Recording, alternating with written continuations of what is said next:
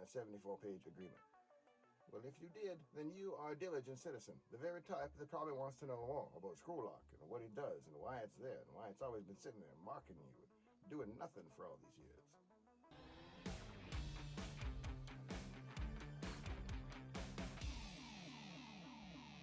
Now, if you count yourself amongst the millions of people who don't know what the scroll lock key is all about, don't feel too bad about it. In fact, back when PC Magazine interviewed and asked an executive of Keytronic, then a leading keyboard manufacturer, what the scroll lock key even did, he replied, "I don't know. We put it on ours too. Like some people's little toenail, no, not mine, perfect feet thanks, but like some people's little toenail, we start to lose superfluous things as we evolve. And some modern keyboards do in fact lack scroll lock. I'll tell you how to click it if your keyboard doesn't have one, so you can join the fun later, because it still does serve a purpose.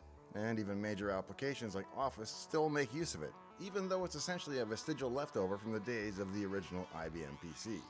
On a PC keyboard, the scroll lock is actually a toggle key, just like the num lock and caps lock keys are. And just like those lock keys, because they have a state, on or off, it is usually accompanied by an LED indicator intended to show its state. But what does that state even mean in the case of scroll lock? Well, it can vary depending on the application, because unlike num lock or caps lock, it does not modify future key presses.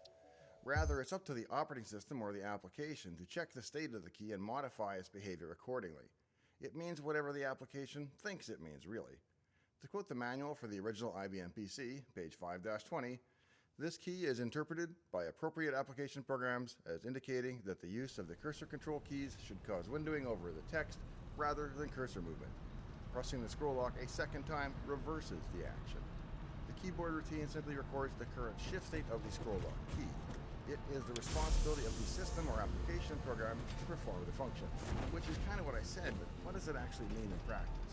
Well, on that original IBM PC then, the intent was that the scroll lock key would now change how the cursor keys operated. If the scroll lock key was on, the arrow keys would not move the cursor. Rather, they would move the contents of the window around underneath it. You can still see this behavior in Excel today. Let's bring up a blank sheet. I'll go type Dave into a random cell, and then, using the cursor keys, as you can see, I can move the cursor box around at will. If I press up, the cursor moves up. Left moves it left, and so on. Exactly what you're used to and precisely what you've come to expect. But if you press and activate scroll lock, however, now something entirely different happens. As I use the cursor keys, the entire sheet scrolls around. Instead of the cursor moving, the contents move as though the window itself is sliding around the page. There's still lots of application-defined behavior to think about, like what happens to the cursor. In the Excel implementation, the cursor stays where you put it relative to the spreadsheet, not the screen. In other words, it stays on the original cell and then moves around with the content. So you can't play a game of tail gunner with a spreadsheet using the cursor as a reticle. But it also means that the cursor can go off screen, which is something that's not allowed when the scroll lock is in the other state where the cursor is mobile. So if a mobile or normal cursor must always be on the screen, but a locked cursor can be pushed off screen, what happens if you push the cursor off screen and then hit the scroll lock key to flip modes? Join me next time to find out. No big deal like that. I tested this scenario for you. If you push the cursor off screen and then toggle scroll lock back on, nothing happens. You're now in regular cursor mode, but that cursor is still off screen, an odd state. But as soon as you do anything with the cursor, whether it's to try to move it or even just activate it via the formula bar, Excel will immediately scroll it back into view. And that got me thinking, maybe there's lots of application support for scroll lock and I've just overlooked that as merely being an Excel oddity for too long. After all, did you know that you can turn on what's called Caret mode in most web browsers by pressing F7? That will give you a cursor that you can use to navigate around the web page. The page only scrolls when you hit the edge of the screen with your cursor. But hit F7 again and now the entire screen content scrolls around with the cursor keys instead. Oh, wait a minute. That's almost exactly what scroll lock is supposed to do for you. There's literally an underused key on most every keyboard in the world dedicated to that very purpose, yet they chose F7 instead. And not only that, scroll lock seems to have no effect in the browser. They could have at least used it to map to the current state of the Caret browsing, but being a user interface guy by trade, here's what I bet happened. They tried it. And then some 50% of those people who had never ever even thought about the scroll lock key, let alone cared which state it was in, were suddenly affected by the cursor doing the exact opposite of what they hoped or expected it to do. So that became a big usability problem, and somebody decided that it was safer to use an entirely different key that didn't have an existing state or indicator light. And that way, they could set the default behavior to be whatever they wanted it to be, and it would at least be consistent everywhere all the time. I'm not sure that's the best solution, but it's not my department anymore. Forgetting that for a moment, though, I looked up some of the keyboard documentation, and I did notice that under Windows NT and later, you can use the Keyboard Event API to toggle the state of the numlock, caps lock, and scroll lock keys. It should even set the indicator light appropriately. So they could have prompted the first time the user ever launched the browser with it turned on. Sort of like you're warned about caps lock being on if you enter your password wrong because of it. One thing I wonder is whether any keyboards have a physical toggle for any of these keys, like the one you click and it stays down or up. I noticed that when you go to a password field, they don't set caps lock to default back to off, and perhaps it's not a choice. Perhaps they can't. Maybe there are keyboards with two-state caps lock keys. If you have or authoritatively know of a keyboard that did have a locking caps lock key or numlock key or scroll lock keys, such that the PC wouldn't be able to change their state programmatically, let me know in the comments. Under Linux, scroll lock is supposed to freeze console output as it attempts to scroll, but I didn't have any luck with that working in a WSL terminal running Ubuntu. I tried Control S and Control Q, which should do the same thing, and they indeed worked fine, so it's probably an oddity of the Windows terminal. As I mentioned earlier, some keyboards are abandoning it, particularly space-saving units, so here's a tip. If for some reason you need to use the scroll lock key and don't have one, you can simply bring up the Windows on-screen keyboard. The problem is that there seem to be two completely different on-screen keyboards, and both are wrapped up in accessibility somehow. What confused me is that if you enable the on-screen keyboard in the notification area, it comes up, but it lacks scroll lock. There's also an on-screen keyboard application that Windows 11 provides that includes a scroll lock key, and that's how you'll gain access to it if needed. That one you launch from the start menu rather than from the notification area. I find the fastest way to launch it is to press the Windows key and then type OSK, as in on-screen keyboard. If you find this kind of random Windows story interesting, be sure to subscribe to the channel and enable notifications so that you get informed of future episodes. And check out the playlist. I'll put it in a pop-up card right now for episodes and everything from Task Manager to Microsoft Bob. I'm primarily in this for the subs and likes, so please be sure to leave me one of each before you go today.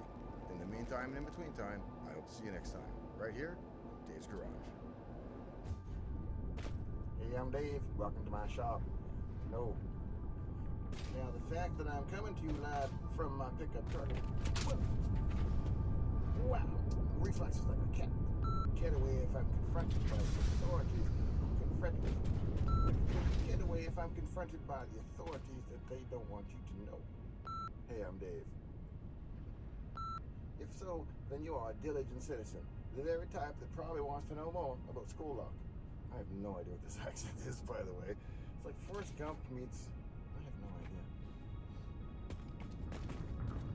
I'm a character in a Forrest Gump show, but I do not know even... I guess he's in Alabama, so I hope I'm not offending anybody in Alabama. Make fun of my Saskatchewan accent.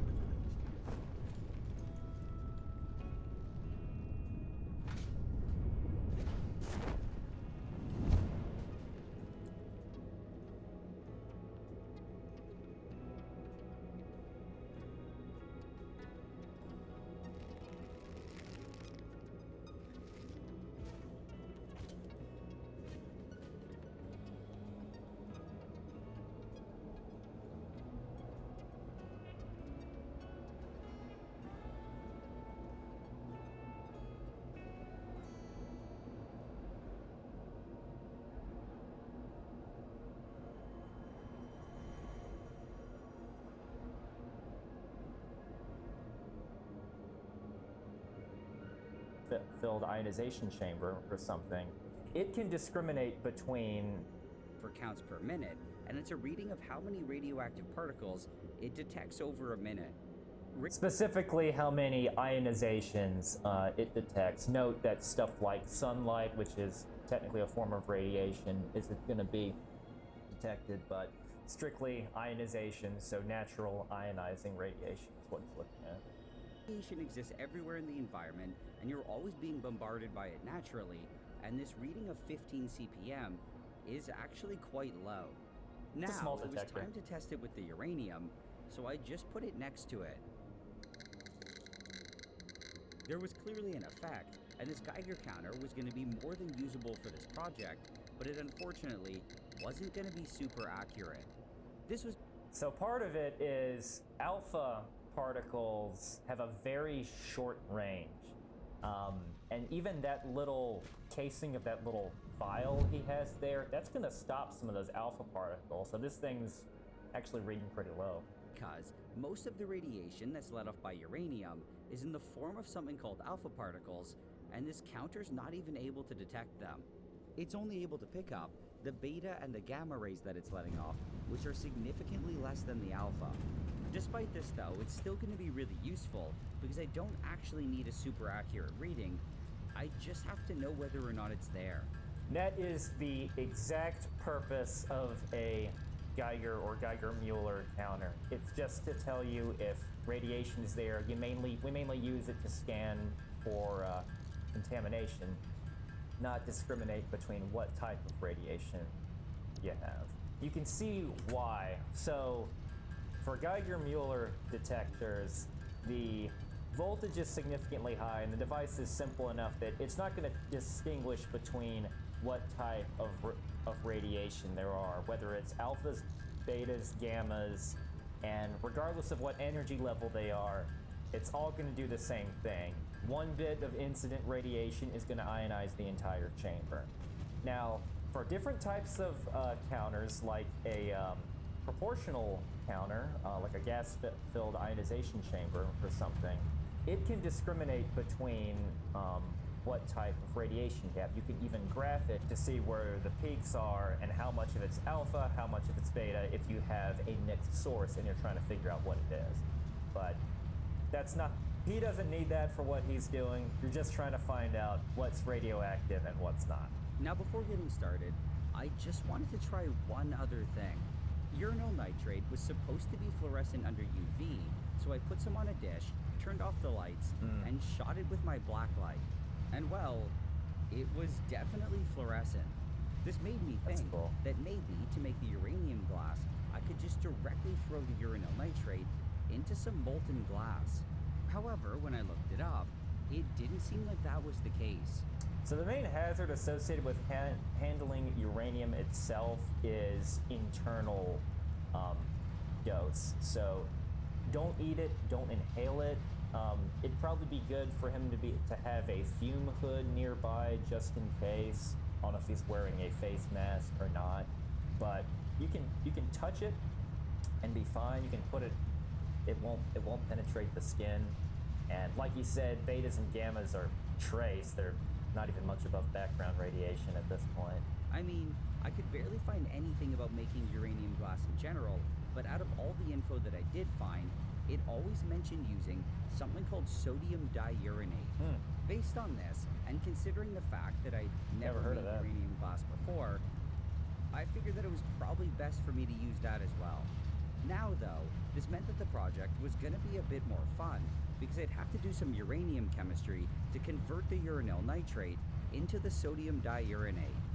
To get this started, I had to add the urinal nitrate to a beaker, and normally, I would have just quickly weighed it out on some paper and then dumped it in. However, this time, I was working with a uranium compound, so I had to be a lot more careful. This is because the dust that it could let off is not only radioactive, it's also toxic, and it can lead to heavy metal poisoning. That's true. So, to be as safe as possible, I carefully weighed everything directly in the beaker, and in total, I used about 15 grams.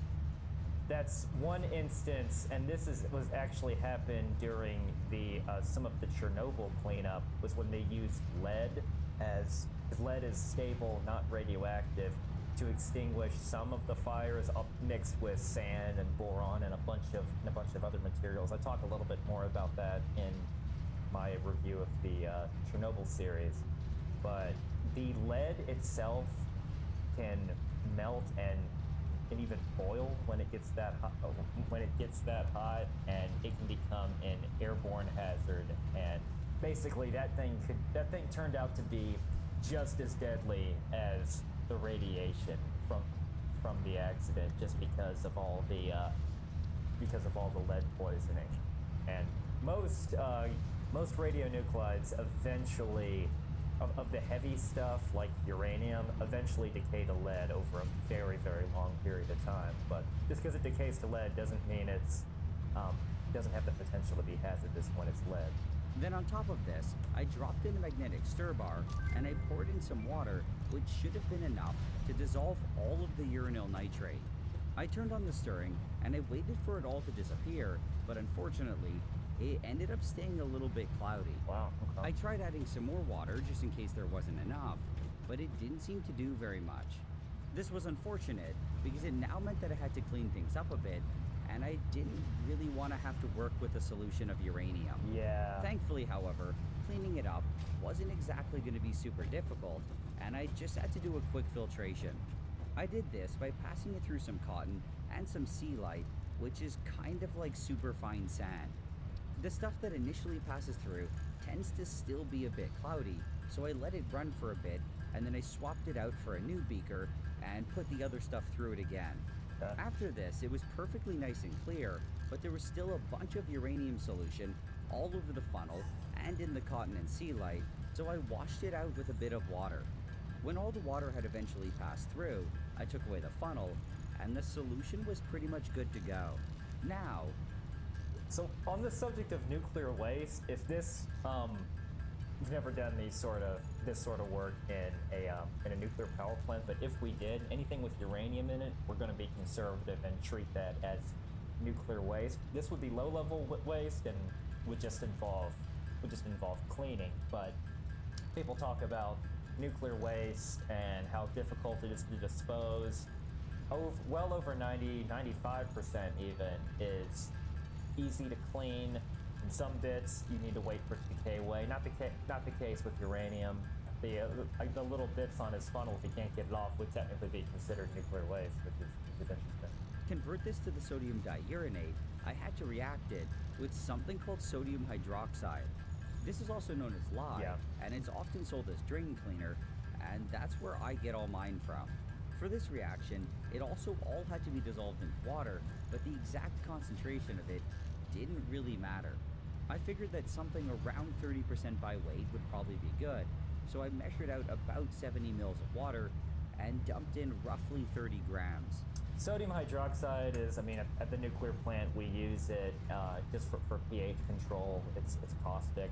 No, not really any different than pH control in any big industrial place that has a lot of pipes that you have to eventually worry about corrosion, pH, conductivity, things of that nature. And this is just one of the chemicals that you use to control the water chemistries, just water-related stuff. It all dissolves relatively easily into water, but it also generates a lot of heat, so in the end, the solution is usually pretty hot. However, I wanted it to be closer to room temperature, or maybe just slightly warm, so I put it in the fridge to cool it down. When I felt that it was good, I took it out of the fridge, and I started slowly adding it to the uranyl nitrate.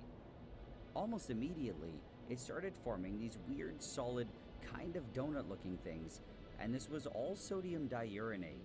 The reason this happened was because unlike the uranyl nitrate and the sodium hydroxide, the sodium diuranate is practically insoluble in water, so the moment that it formed, it separated out. Cool. What I had to do now was basically just keep adding the sodium hydroxide until it stopped making the diuranate. At this point, it was still pretty simple because the solution was nice and clear and it was really obvious to see. However, I eventually started stirring it and the whole thing got a bit murky, so I couldn't just rely on looking at it. Instead, to know when it was done, I had to keep testing the pH. I did this just using some cheap pH papers, and I kept adding the hydroxide until it turned blue, which told me that the pH was about 10. After this, I just let it sit there for a bit to make sure that it all fully reacted, and then I filtered it off. I just did this by pouring it through a simple coffee filter, and when most of the water had passed through, I washed it a few times with distilled water. I then let it sit there until all that water passed through as well, and now I had some relatively clean sodium diuranate. It was all still wet and goopy though, and I'd have to dry it out, but it was going to take forever just sitting here in the strainer. With other chemicals, I'd usually just set up a fan on the side to help speed things up, but that would probably end up shooting a small amount of dust into the air, and I didn't really feel comfortable doing that with uranium. No. So instead, You don't. I carefully took out the coffee filter and I put it in a bowl and I pulled a vacuum on it. Under a vacuum, water vaporizes a lot more, and this makes it dry a lot faster. In a closed space though, like in this vacuum chamber, there's nowhere for the water vapor to go. So to fix this problem, no risk I of included inhaling a the bunch stuff. of That's drying good. salt at the bottom, which would constantly pick up the water vapor. I pulled it out about 5 hours later, and it was mostly dry. I purposely didn't let it dry completely because I wanted to avoid as much dust as I could. By keeping it slightly wet and a bit pasty, I was able to pretty safely scrape it all off without making any death clouds. Also, besides the safety issue, I was worried that if I let it dry completely, that it would just stick to the paper and become impossible to separate. I was able to get almost all of it and put it into a small bottle, but there was still some stuck to the paper. Getting this last bit was a lot sloppier than I wanted it to be, but I didn't really have any other alternative. I just did my best to scrape it all off, and then everything that even remotely came into contact with the uranium was put into a special waste container. Everything that I took off was transferred to the same small bottle, and I did it as carefully as I could, but it was still a bit messy. There was a bit of uranium that managed to get on the outside of the bottle, and I of course had to clean that up. And I did this by just wiping it down a few times with some wet paper towel. Now, with all the uranium safely in the bottle and none of it on the outside to poison me when I touched it, I was ready to finish drying it. To do this, I put it into the same vacuum chamber that I used earlier, and I pulled a really strong vacuum on it. I wanted it to be as absolutely dry as possible, so I left it in there for 3 or 4 days. So I came back to it a few days later, repressurized the chamber and took it out, and well, it worked. It was really dry. Yeah.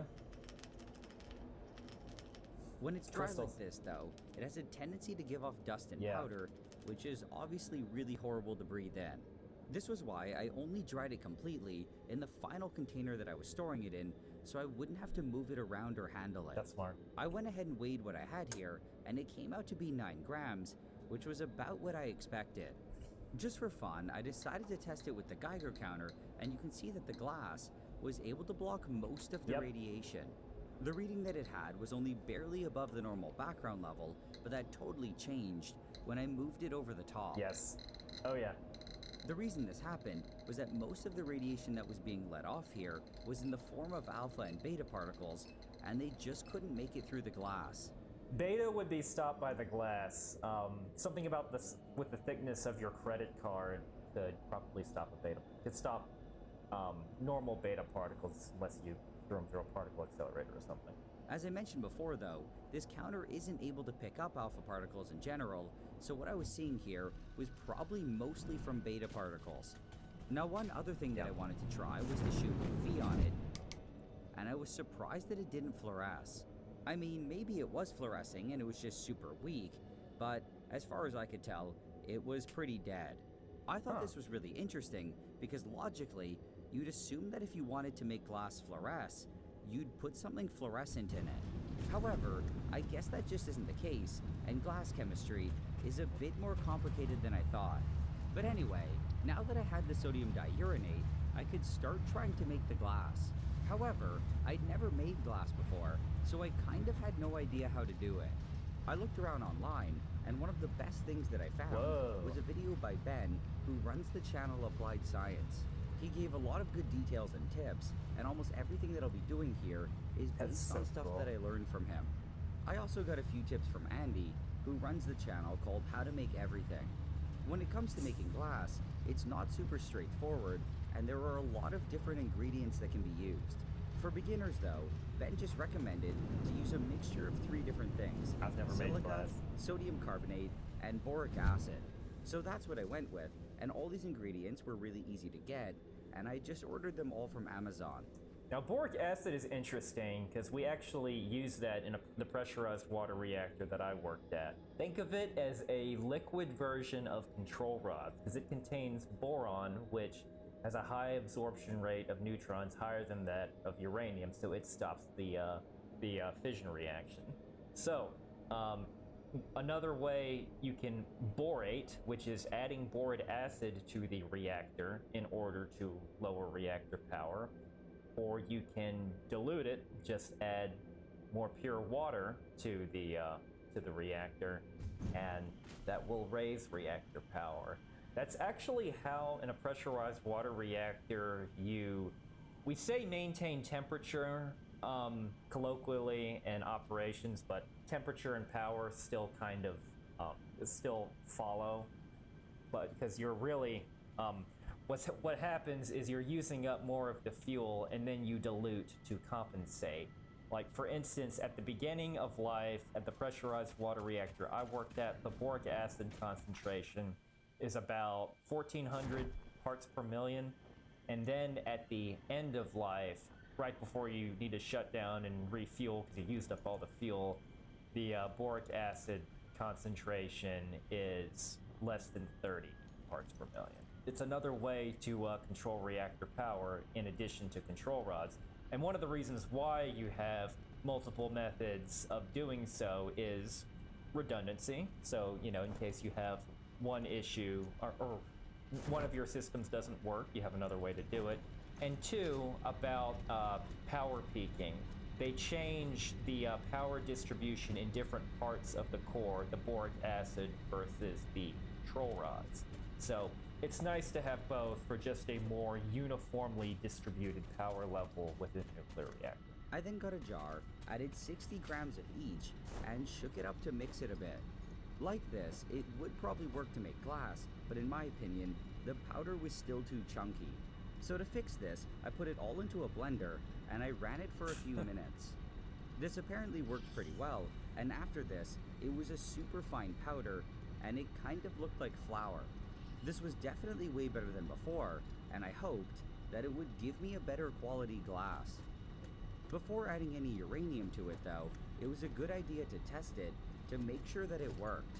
I had also never made glass before, and it was probably a good idea to get at least some experience making it before trying it with uranium in it. The general idea behind making glass was very simple, and all I had to do was melt this powder.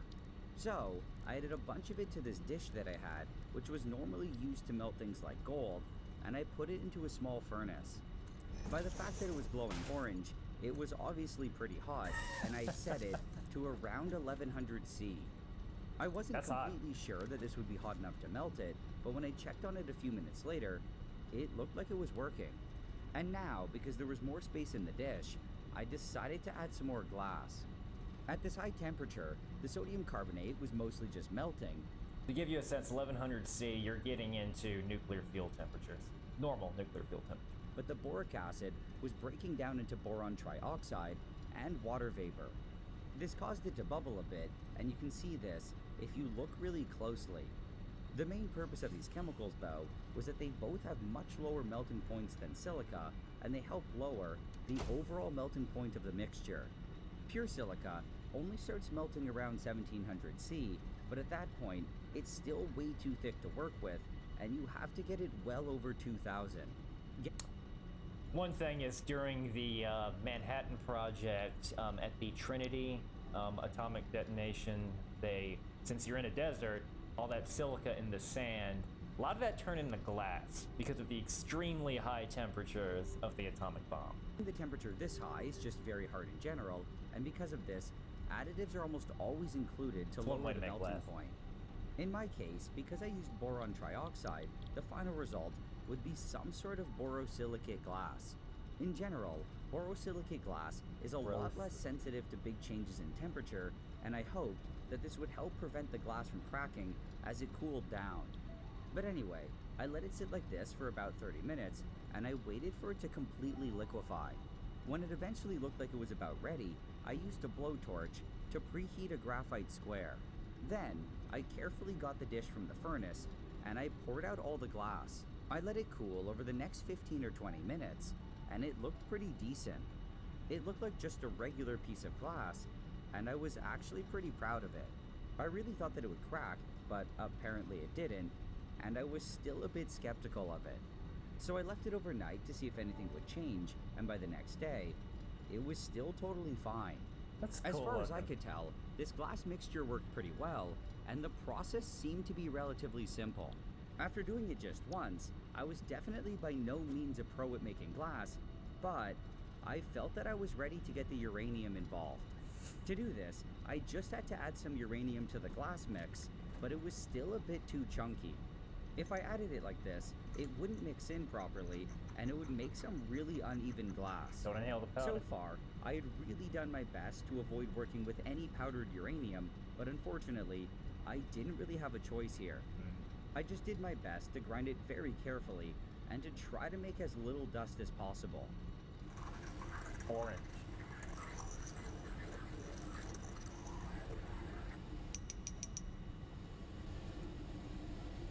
When I was done, I put it all back into the bottle, and everything that came into contact with the uranium was put into my waste container. Now, to actually add it to the glass mix, the amount of uranium that I needed was super small. However, I didn't know exactly how much I had to add, because from what I found online, some recipes use as low as 0.1% I like those, like, yeah, and some uranium as high as 3%. recipes. This concentration was all done by weight, and I decided to go with a moderate 0.25%. Okay. I figured that this way, if the final glass didn't glow well, I could just add some more. At 0.25% though, barely any was needed, and for what I had here, I only had to add 0.4 grams. To mix it in, I shook it around for several minutes, and when I was done, it looked the same as it was before the uranium. As far as I could tell, it was still really white, and I guess there just wasn't enough of it to noticeably change the color. The dish from before was already in the furnace, and I started loading it up with some spoonfuls. I waited for this all to melt, and then I added some more. Recipes, spoons involving uranium. Also, as a never point had of that safety, experience. this was all being done in my fume hood, just in case it let off any uranium fumes. In There you go, reality, yes. there probably wasn't Good job. much or Good any safety of it, practice. but it was obviously something that I had to be very careful with. When I checked on it and it looked ready, I preheated that graphite block again. Then I took out the dish and I poured out what was hopefully uranium glass. While it was still red hot, it was hard to tell, but as it cooled, it was definitely colored this time. That's It so also cool. shrank a bit, and when I felt that it was solid enough to move, I picked it up and put it on some glass insulation. With a white background, the color was a lot easier to see, Yeah. and it was a really nice and bright yellow. This was exactly what I was hoping it would look like, and so far, things seem to be going pretty well. Now the next thing to do was to test and see if it was fluorescent. So I got out my UV lamp, turned it on, and I mean, it was kind of working. The glass was definitely a bit green, but it wasn't very impressive to say the least. My first assumption from this was that 0.25% just wasn't enough uranium. However, then I thought, maybe it was just still too hot, and I had to wait for it to cool down. So I decided to have some patience and to test it again a few minutes later. This time, it still wasn't amazing, but it was for sure better than before. I then let it cool completely down to room temperature before testing again, and this time, it worked really well. There's that green glowy uranium that a lot of people think of when they think of uranium. I guess I wasn't going to have to add any extra. There was still some glass left in the dish, so I poured it out as well, and I made another little flat glass thing. This one also worked really well once it was at room temperature. That is so and it cool. glowed nicely under UV. I'm really appreciating him showing us all the steps to make this uranium glass and this stereotypical view of uranium, and there's quite a bit involved. Taking him, I lost count at the time, but it's taken him over a week at this point, because I know he said that one step involving drawing a vacuum and leaving it under there for several days. So yeah, it's pretty involved. After making these, it was getting late. Not as involved as enriching uranium, but still. And come back in the morning. Unfortunately though, when I checked on the glass, one of them had spontaneously broken. These pieces were a lot bigger than that first test run, and it was looking like this might cause some problems. One of them was still okay though, and I thought that maybe only one of them breaking was just some bad luck. Then, almost as though it somehow knew what I was thinking, it responded by splitting in half right when it was sitting in front of me. This was completely random, so I unfortunately didn't get it on camera, but this made it clear to me that there was an issue. This was happening because I had cooled down the glass quickly and unevenly, and it had caused a lot of internal stress. What I thought might work to fix this was to just insulate the glass and have it cool down really slowly. The final result would still be under high stress, but I was hoping that it would lower it enough just so that it would stop spontaneously falling apart. For this one, I also decided to try making it a lot bigger, and I loaded up way more glass. I then poured it all out, and the moment that it looked solid enough, I put it between some insulation. After that, I moved it to one of my benches to cool, and it initially seemed to be working well. However, a few hours later, I heard the sound of breaking glass, and this was what I came back to. A lot of stress had clearly built up, and it was apparently enough to shoot some of it a couple inches. The pieces that survived didn't seem to be too fragile, at least when I was hitting them. However, shocking them with heat probably would have caused them to pop. Breaks when you walk away. I decided to try breaking a piece of it with pliers, and it was surprisingly difficult. The moment that it did break, though, it just exploded from all that internal stress. You got your safety glasses on, I thought buddy. this was really cool, but what I wasn't a fan of was all the powdered uranium glass dust that was flying everywhere. Yeah, ooh, the dust, yep. After doing this, I realized my only real option was to anneal it. To do this, I'd have to hold the glass at around 450 C for several hours. At this temperature, the glass is solid, but it's still liquid enough that its atoms are able to move around. This happens really slowly, which is why it takes several hours, but it lets them move to new positions and reduce the overall internal stress. This is the proper way to do things, and it's what I ideally would have done before, but I was trying to avoid it because I only had one furnace. This makes it much more difficult and slow to do things, but I figured I would try it out. I still really wanted to make a big disc of it, so I melted the rest of the powder that I had, and I poured out another one. Then, as it was cooling, I quickly changed the furnace temperature to 450 C, and I put it in. To anneal this, it would take at least several hours, and I was planning to leave it overnight. In the meantime, I collected all the broken glass that I had, and because now I didn't have a furnace, I melted it with a torch. Now what I wanted to try here was to do some glass blowing with it, but I had no idea what I was doing, and it was a total failure. Instead, I just made several beads that I thought I like this guy's determination, though. I really do. Annealing them. However, at the last minute, I got the genius idea to anneal them just in case. I knew it was a bad idea to open the furnace, but I did it anyway, and it was, well, a bad idea. I tried to put it in quickly, but where the beaker touched the disc, it started forming a crack. I then tried to move it around to get a better look at it, and cracks formed everywhere that I touched. I actually thought that this was pretty cool, but now I was worried that it would just end up exploding again. So I took it out, and I blasted it with a torch to heat it up again, and to melt the surface. This way, I was hoping that even if there were cracks, if I sealed the top, it could prevent it from falling apart. After this, I put it back into the furnace, and I let everything anneal overnight. The next day, I was worried that I'd open it up and just see a disaster. I was initially a bit disappointed that the big piece got so cracked, but I actually ended up liking it. I think having it like this made it a bit more interesting. That's so cool. I think the small beads that I made also turned out really well, and none of them were cracked or falling apart. Nice. The question that I had now, though, make uranium marbles. How radioactive were these pieces of glass? Considering the amount of uranium that I put into it, it was definitely quite low, but I still wanted to test it. The Geiger counter that I had, though, wasn't the best for this, and I decided to invest in a better one. This one is much more sensitive and has a bigger detection area. Wow, and it can also detect alpha particles. To test it out, I did... Interesting. That's... okay.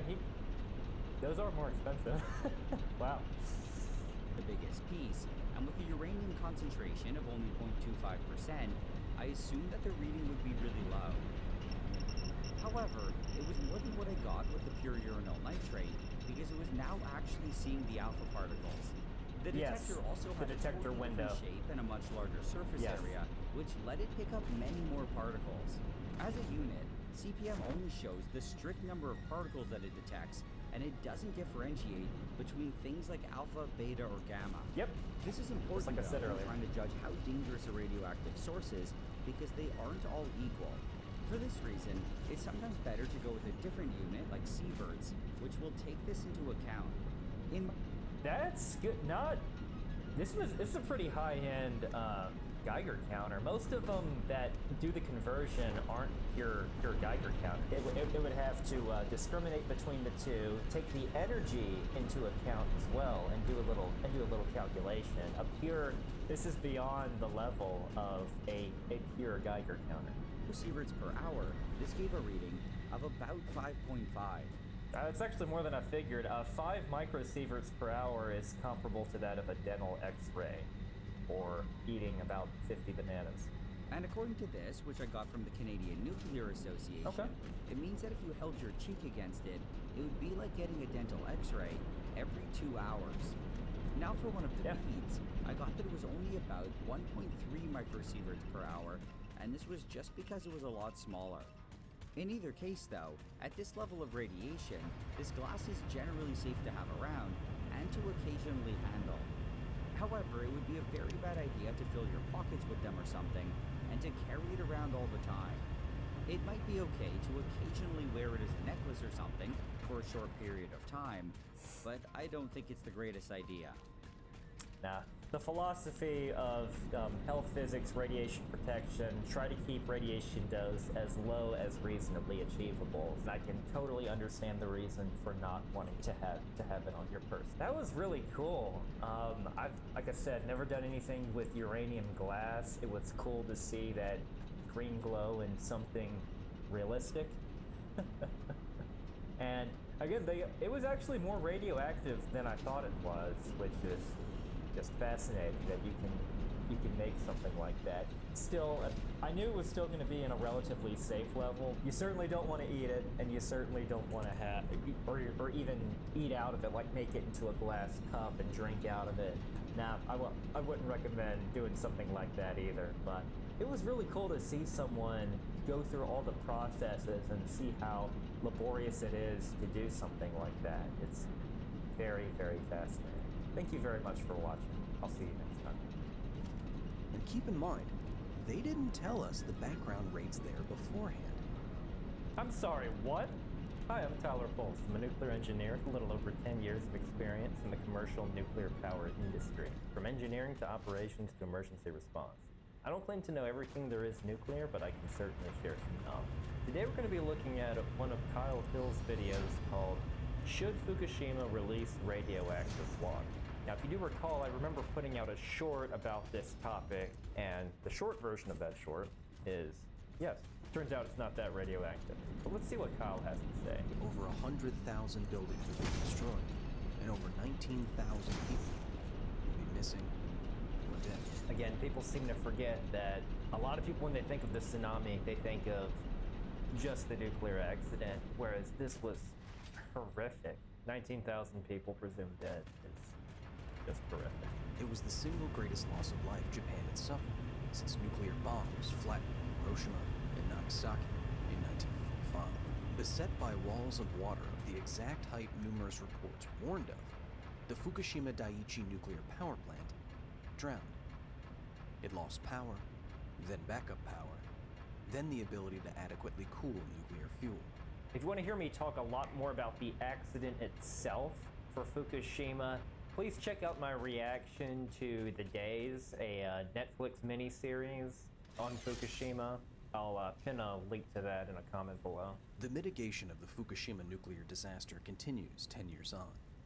Thousands of tons of radioactive topsoil still sit in innumerable black bags stacked in pyramids on rural roads. Thousands of workers still move in and out of the power plant, cleaning, maintaining, and decommissioning. Decommissioning and cleanup after an accident is a huge amount of work and a long endeavor. Even though this happened well over 10 years ago, it takes a while to move the affected contaminated dirt, do constant post-accident environmental assessments, dose assessments, contamination assessments. It's a mess. Most globally relevant, however, is the recently approved plan to release stored radioactive water back into the ocean. That started just a few days ago and will continue for anywhere from 7 to 40 years.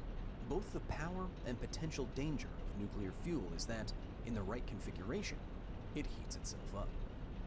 In a functional power plant, rods filled with uranium pellets, moderated by both water and reaction-killing control rods, emit high-energy particles that cause nearby rods to do the same. Precisely controlled, this process generates an enormous amount of heat.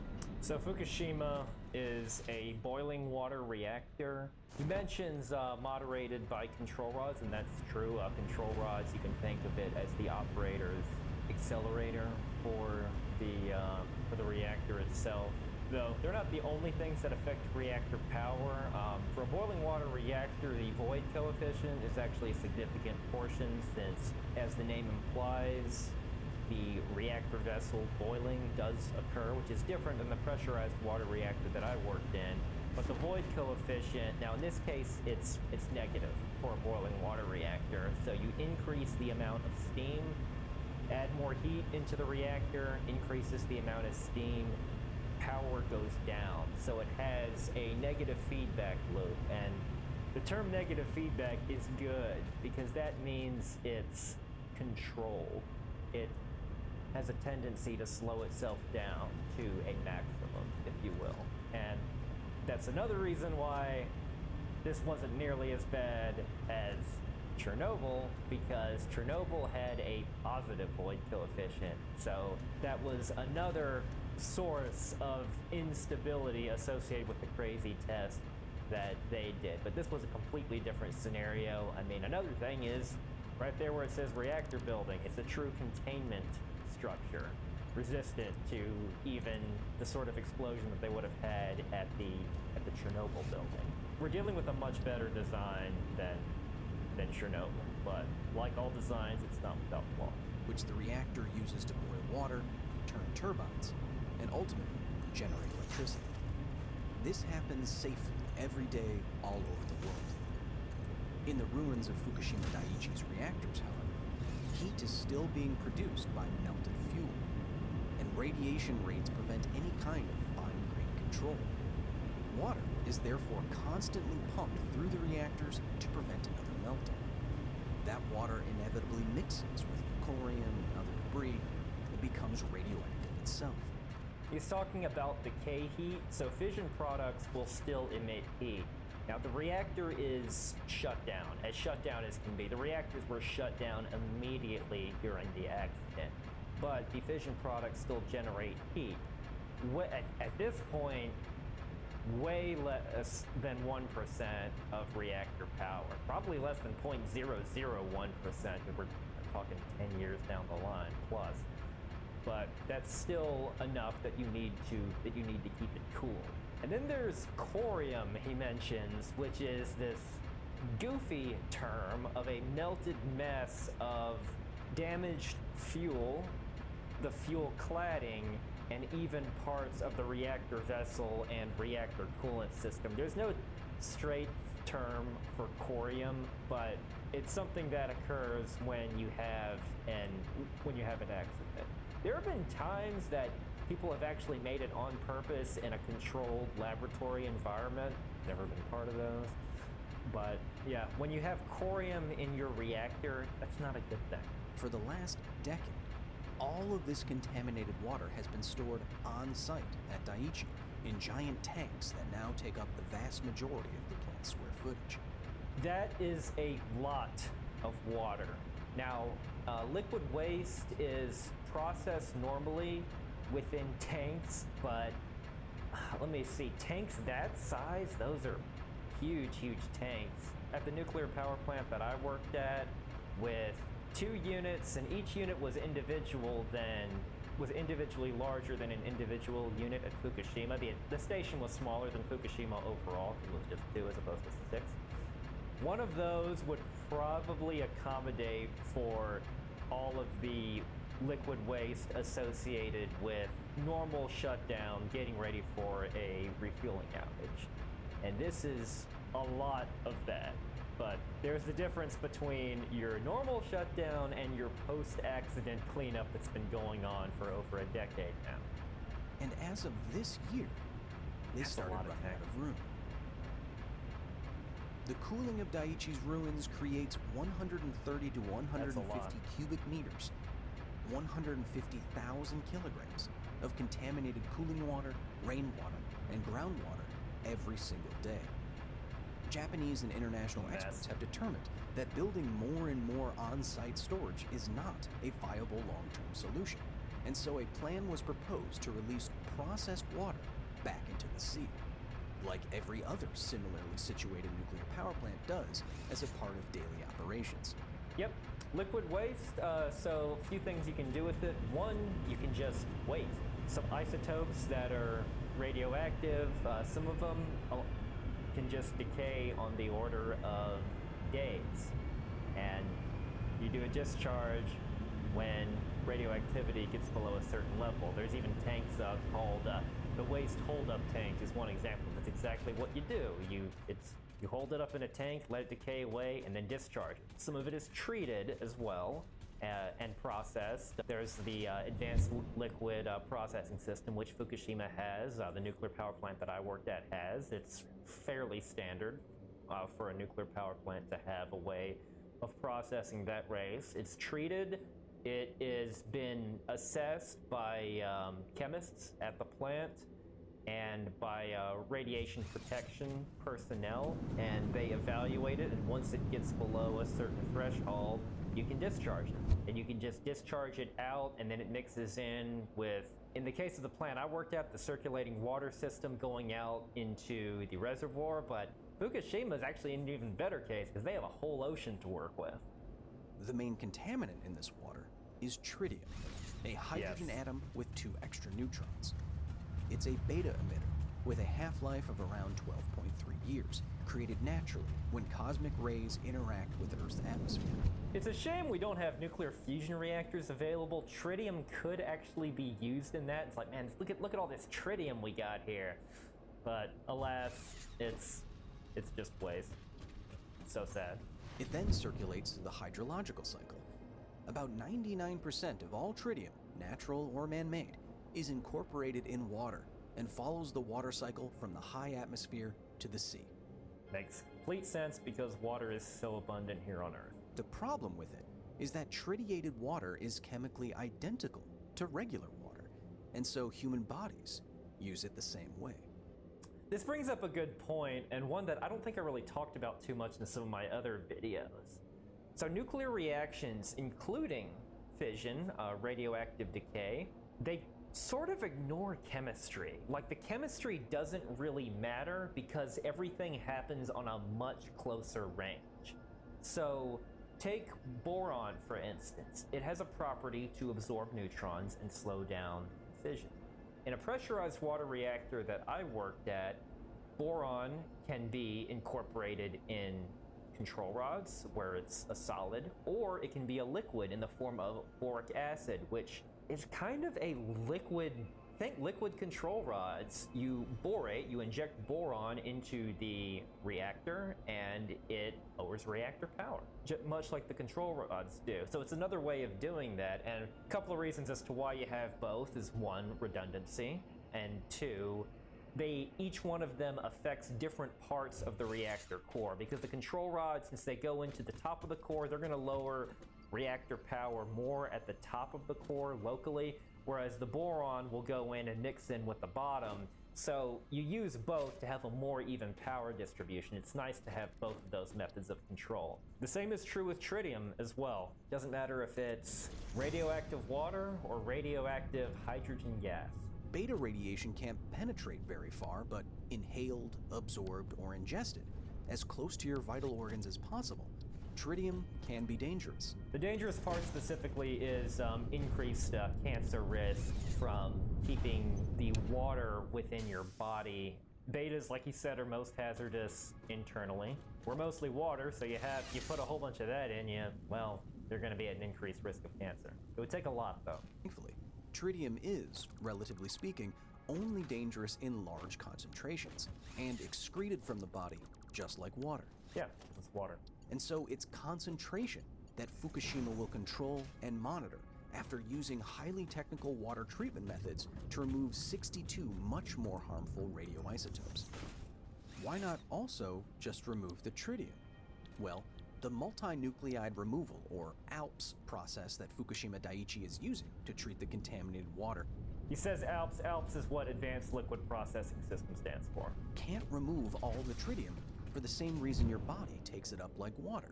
It's too chemically close to H2O, too hard to separate from the normal molecule. Because it is H2O. If you were to try to remove it, you'd have to use something like electrolysis, which for one is expensive, and two, you're gonna separate it out between hydrogen gas and oxygen gas. Radioactive water is a lot safer than radioactive hydrogen gas, just because water is safer than hydrogen gas. The International Atomic Energy Agency has agreed with Japan on this point. The IAEA is, quote, not aware of any solution currently available for the separation of tritium commensurate with the concentration and the volume of treated water, end quote. In other words, if you had a process to separate out all this slightly different H2O, you would probably just still remove all of the H2O. Yeah, it would be like, what's the opposite of enriching? De-riching the water?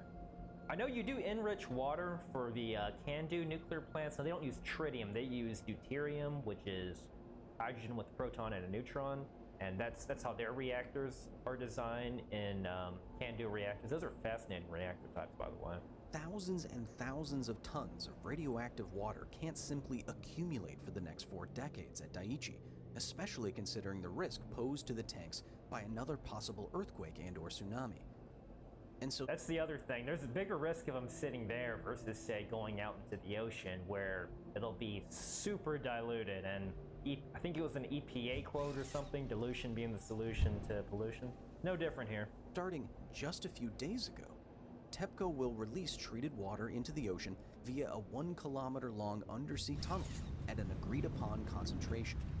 Here, it will mix with seawater, which already contains a natural amount of tritium, diluting it to safe levels. At least, that's what TEPCO is claiming. But the science is on their side. Dilution is deceptively powerful, and there's effectively an infinite amount of seawater. So again, the key factor here will be concentration, the amount of radiation per liter in the treated water. That concentration, according to TEPCO, will be 1,500 becquerels per liter, or water that decays in some way 1,500 times per second per liter. This is far below the regulatory levels for many other countries, as well as the World Health Organization's drinking water quality guidelines, so far below the levels in water discharged by many functioning power plants every year. France, TEPCO likes to point out, discharges 500 times more tritium into the ocean than Fukushima ever will. But that begs the question, how safe is this 1,500 becquerels per liter limit?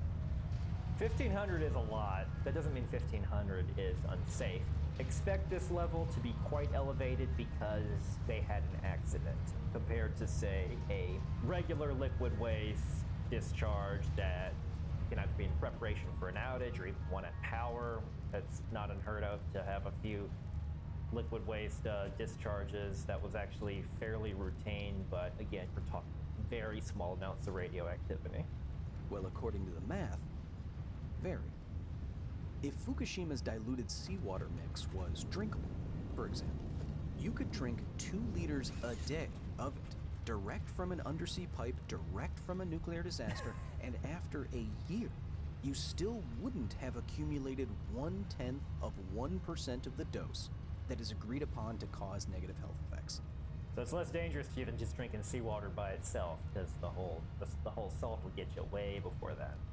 In fact, you wouldn't be able to physically consume enough of this treated water to irradiate you. You would drown before you got a dangerous dose. That 100 millisieverts per year, the number he's looking at, is the threshold for increased cancer risk.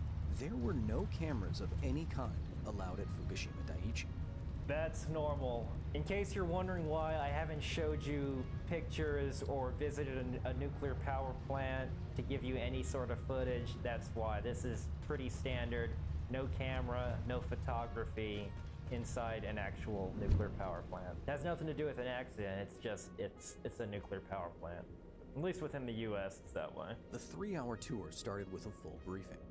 We turned in our passports for copying and received about 80 pages of documents. Everything from timelines to medical reports to infographic-filled explainers on tritium. With the help of a translator, we went through a few of the pages relating to what we would soon see for ourselves. I wrote down notes in the margins. We were then asked to file into a theater in the visitor center. There, we sat down for what could be only described as a long apology.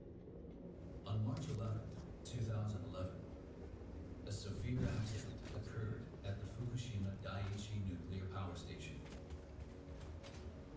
We sincerely apologize to residents in Fukushima Prefecture and all people in society for causing serious damage and having caused tremendous ongoing burden, anxiety, and inconvenience.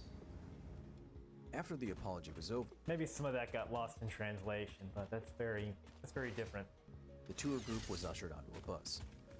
A dosimeter with a large red readout flickered in one of the seats, telling us the ambient dose rate inside of the vehicle. The bus tour began. We passed workers, some in regular clothes, others in full hazmat gear. This depends on how the radiation protection team at Fukushima surveyed the area. I can't say I know the status of it now, but if they're going into a radiological controlled area, they should have received a briefing on where the hazards are, where the dose is at its most, what areas are contaminated, what kind of protective personnel equipment, such as masks, protective clothing, if they're going into a contaminated area. Note that protective clothing, that's not going to do you much against dose. What that will do, though, is if you're in a contaminated area, it's going to have you put them on and then take them off right before you leave so you don't spread contamination anywhere else while you're in the vicinity. Just because they have a dosimeter doesn't necessarily mean they're in a controlled area, but if they do, then they would need some sort of briefing. But it's highly unusual to allow a tour of a radiological controlled area. I don't know how things are done in Japan, but if this was done in the United States, and you have an exclusion zone, the exclusion zone is a radiological controlled area. So you would need to have clearance and briefing before entering. The TEPCO representative on board was proud of the fact that street clothes were now sufficient protection in the majority of the plant. We passed a street where purposefully and carefully maintained cherry blossom trees bloomed each year. We unfortunately had missed those by only a week or two. The dosimeter ticked up as we drove. As we got closer to the failed reactors, I had to turn my personal Geiger counter off. The alarm was blaring. This is when I started to get confused. At the start of the tour and before the bus ride, the ambient radiation wasn't anything to notice. And there's something to be said for that, for the efficacy of a decade of decontamination. But by the time we stopped at the husks of reactors 1 and 2, I can confidently say that I've never stood in a place so radioactive. And I likely never will again. When I was just a stone's throw away from Chernobyl's sarcophagus, the decades-old fuel still produced a background rate of radiation of 20 microsieverts per hour. So within a stone's throw, so he must have been outside of the nuke safe confinement dome, so he couldn't actually he couldn't hit the elephant's foot with the stone. So, okay, I buy that because that is a very low dose rate to be anywhere in the inside the Chernobyl sarcophagus. But if he's outside, that makes a little bit more sense. When I was more than 100 meters away from Fukushima's decaying fuel, the radiation rate was more than 400% higher. 100 microsieverts per hour. That's actually not considered a high radiation area. The threshold for high radiation area is 1 millisievert per hour, and that's where the postings would have to say. So I'm talking in the U.S. would have to be posted and labeled high radiation area. This would just be radiation area based on that dose, but that's towards the upper end of a normal radiation area. But either way, you're going to need a briefing.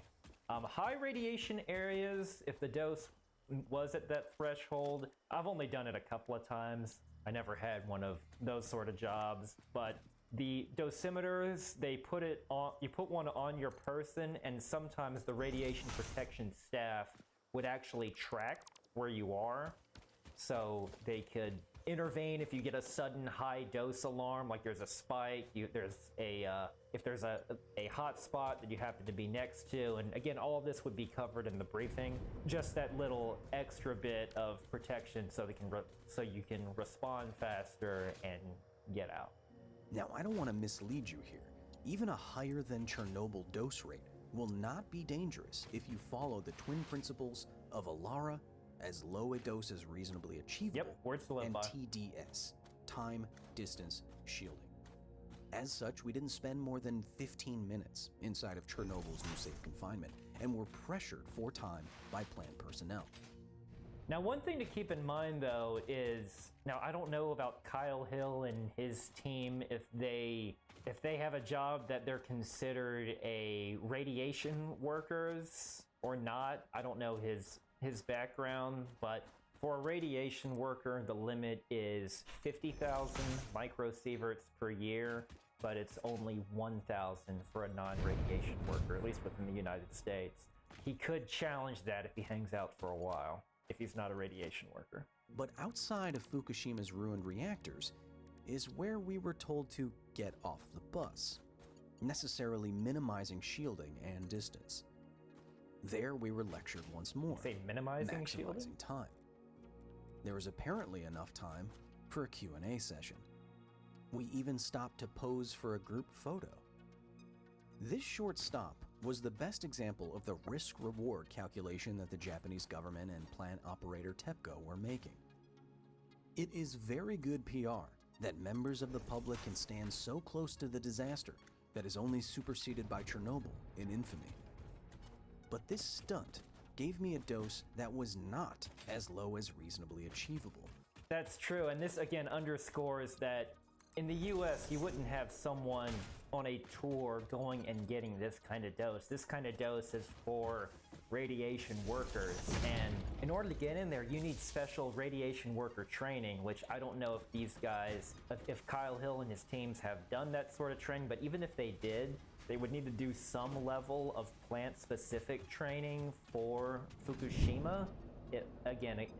If this was in the US, to even enter a radiological controlled area. So this is very different. This was bad radiation safety. Is the reward of good public perception greater than the small risk posed by a larger than necessary dose? It's very possible, but it's ethically complicated.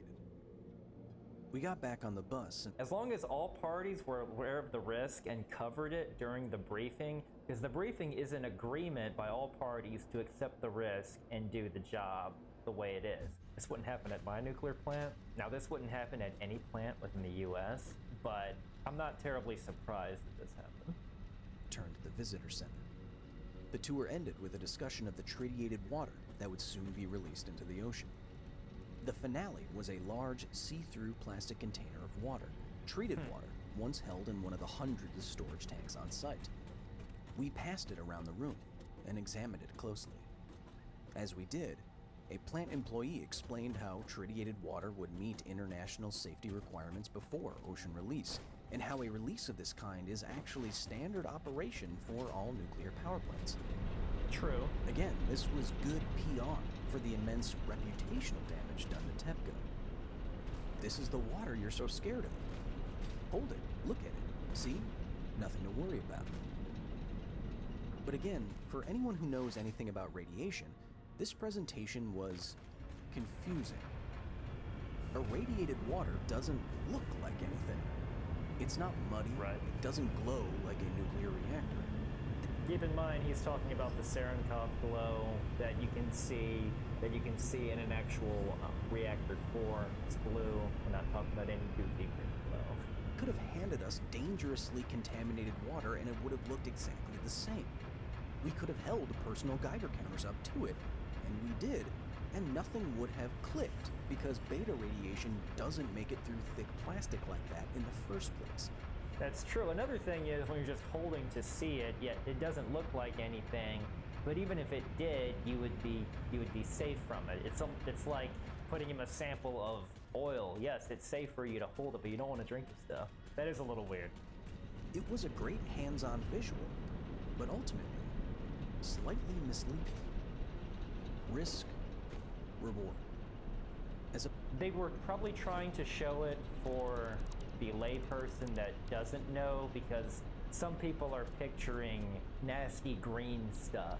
I've actually seen it happen at the circulating water, so we're not even talking the nuclear portion of the plant, where there was actually a bunch of green stuff in there. Well, that was an algae bloom. But if someone from the press were to take a picture of it, they'd probably be like, nasty radioactive water, and no.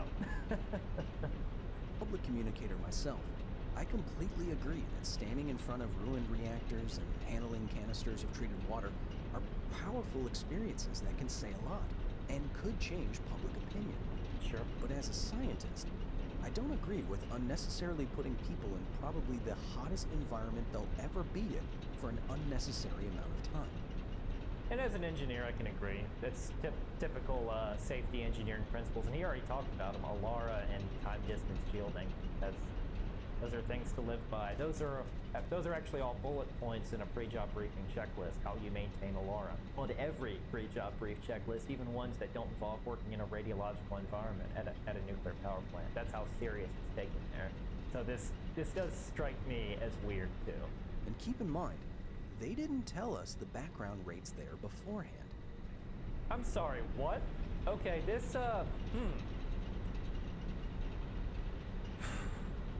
So I don't know the facts of Kyle Hill's visit, so I'm not going to make any accusations because this isn't the entire story, but that is the first thing you talk about in a proper radiological brief is what the dose rate is. HOLLiiWOOD, time distance shielding doesn't mean anything if you don't know where the hazard is, how much is it, and how long you're going to be there. Those are all very, very key questions you need to learn before you even get to the pre-job brief. When you're into the appraised phase of the project, saying, I wonder if this is a good idea at all, then those are things that need to be considered. But in every radiological briefing, and even if it's not, it doesn't have to be a high radiation area. It could be zero. You could be in a radiological controlled area and expect to get 0 dose. But knowing that you expect to get 0 dose is normal. So you need to know what the dose rate is, what the contamination is, a survey map showing you the last time the area has been surveyed, which will tell you where the hot spots are, whether or not it's contaminated, what sort of personnel protective equipment you need to wear if the area is contaminated, as well as certain things to minimize the dose. That's where the shielding would come in, depending on your source of radiation. But that's what you need at a minimum to have an adequate brief for working, or not even working, a touring or a walk down in any radiological controlled area. If I had known, I probably would have stayed on the bus, where I could still easily see the reactors. Yeah.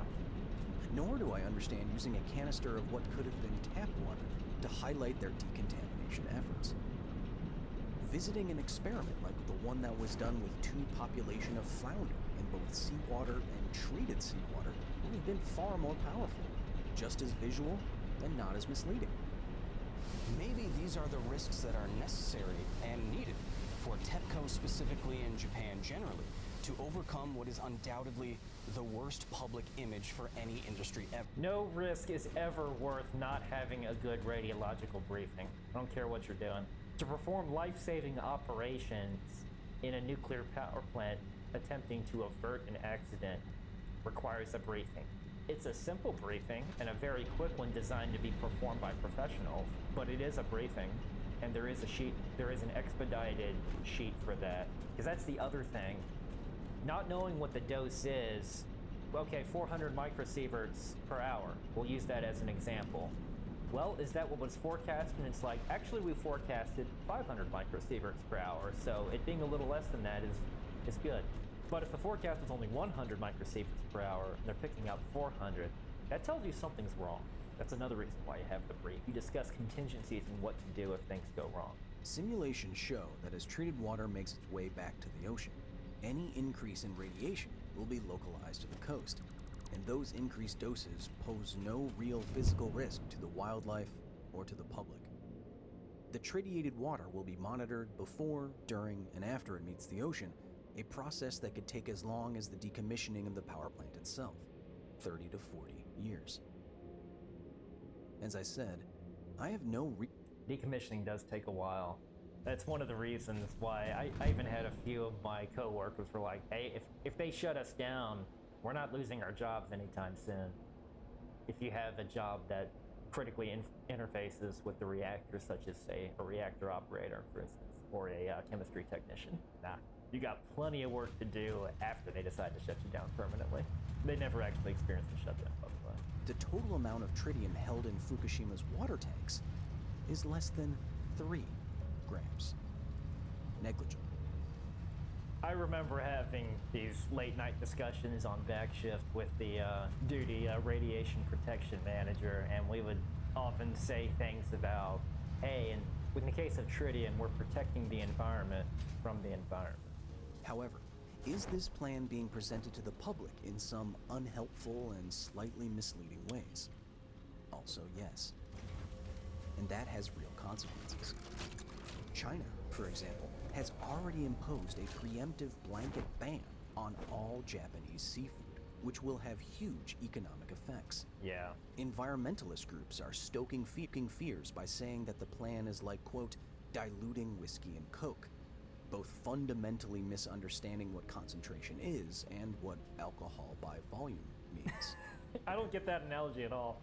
I wouldn't call what is happening at Fukushima a PR disaster, like 3 Mile Island was. But I wouldn't call it the nuclear industry's first PR success, either. There are no easy answers here. We'll see if that changes, and I hope that it does. They have the next 40 years to get it right. You want to know what the nuclear industry's biggest PR success is? Silence. That is when you are successful in the nuclear industry in the eyes of the public. Not a word happens. You're steaming and dreaming, as they say, producing power. Building new nuclear power plants is nice too, but silence is golden in the nuclear power industry. As far as how I feel about the whole risk-reward thing, it's a cost just like when you weigh everything, though.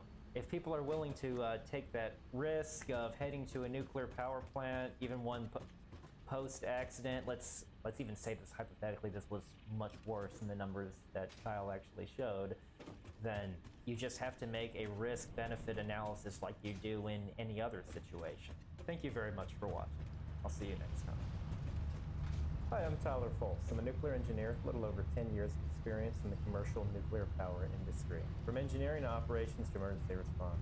I don't claim to know everything there is nuclear, but I can certainly share some knowledge. Today we're going to be looking at another heavily requested Nile Red video on turning old jewelry into pure gold. Now, gold has a few interesting uses in nuclear technology. I'll probably talk a little bit more about those as it goes on. Let's take a look. A few months ago, a patron of mine contacted me because he saw one of my old videos where I separated gold from computer parts. He was wondering if I could do a video like that again, except on jewelry, and he wanted to send me some gold-covered chains and an old Rolex. He had no idea how much gold was actually in any of it, but he was pretty sure there was a decent amount. I thought it would be fun to pull out whatever was there, even if it weren't very much, but I did have one concern. Before this, I'd never tried extracting gold from jewelry, and I was a bit worried that I might mess it up. This is because with gold, even a small loss can start to add up quickly. Yes. For example, this here is $5 worth, and it's such a small amount that you might not be able to see it on Just lose it. I really didn't know very much about the whole process, but I didn't think that I could screw it up that badly. So I had him send it all over to me, and it arrived about a week later. It was a huge mess, so I went to organize it a bit, and almost immediately, I started doubting that these were just gold-covered chains. The gold-plated stuff is usually made from a cheap metal base like copper, silver, or steel, and and the density of these are about half that of gold. Most of the chains, though, were really heavy and felt way too dense to be made from any of those metals. When it was all organized, I saw that I had 5 chains, a watch face, and a bunch of scrap stuff. The first thing I did was take a look at the watch, and I noticed that it was still working. The fact that it was still functional, and that it probably didn't have much gold or any other precious metal in it anyway, I really didn't think it was worth destroying. Yeah. So I put this on the side and I moved on to looking at the chains. The first thing I wanted to know was the purity of gold in each of them, and to do this, I just looked for a stamp. I was able to find one on 3 of them, where 2 of them were marked as 18 karat, and the other one was marked as 14. One of the smaller ones wasn't marked though, and the clasp of this one had broken off, where it was probably written. One misconception I had when I was younger was with carats being a unit of purity for gold, but they're a unit of size for diamond. So that kind of confused me a little bit. Now, because I didn't have a real idea of what these chains were made of, I had to test them. There are a lot of different ways that this test can be done, but I just used what I had on hand, which was concentrated nitric acid. So to the big chain, I made a deep scratch in it, dropped it in the acid, and left it there for a few minutes. Gold jewelry comes in different carats, and it refers to the purity of the gold. 24 karat is 100%, and everything else is based on a fraction of that. So for example, with 18 karat gold, it means that the pure fraction is 18 over 24, or 75%. The other 25% is often made of other metals like copper, silver, or iron, which both change its color and make the gold more durable. Nitric acid is able to react gold's with very most malleable metals and dissolve them, but some metals like gold are really resistant. At lower carats, below around 8 or 10, the acid can eat around the gold atoms and dissolve the other metals. However, when we start getting up to 12 or 14 karat, the gold is able to block the acid. This is why, even after sitting here for a few minutes, pretty much nothing happened. A deep scratch also didn't do anything either, so together, this told me that not only was it not plated, it was probably at least around 14 karat. Now, using the same test with a He gave you gold that was too good, buddy. of the smaller chain, it was a different story, and the acid immediately started attacking it. It also changed colors. Whoa. It was initially blue, and then it slowly shifted to being green because of all the copper nitrate that was forming. About 10 minutes later, just like why the Statue of Liberty is green, because it's got all that copper. You start off that way. There was almost nothing left, and it was mostly just some light black flakes. From this, I took a small sample, and I added it to a test tube. Then I diluted it with some more water, and I added some concentrated hydrochloric acid. And almost immediately, a whole bunch of white stuff appeared, which was probably silver chloride.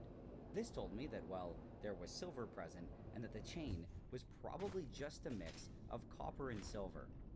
The last thing to look at was all this scrap, but I didn't bother testing it because none of it felt very dense at all. I just assumed that it was all less than 14 karat, and I decided to process it separately. Did you know that gold could actually be radioactive? Gold 198, it's a beta source that emits beta particles, and it could actually be used as an effective means to treat cancer, specifically prostate cancer.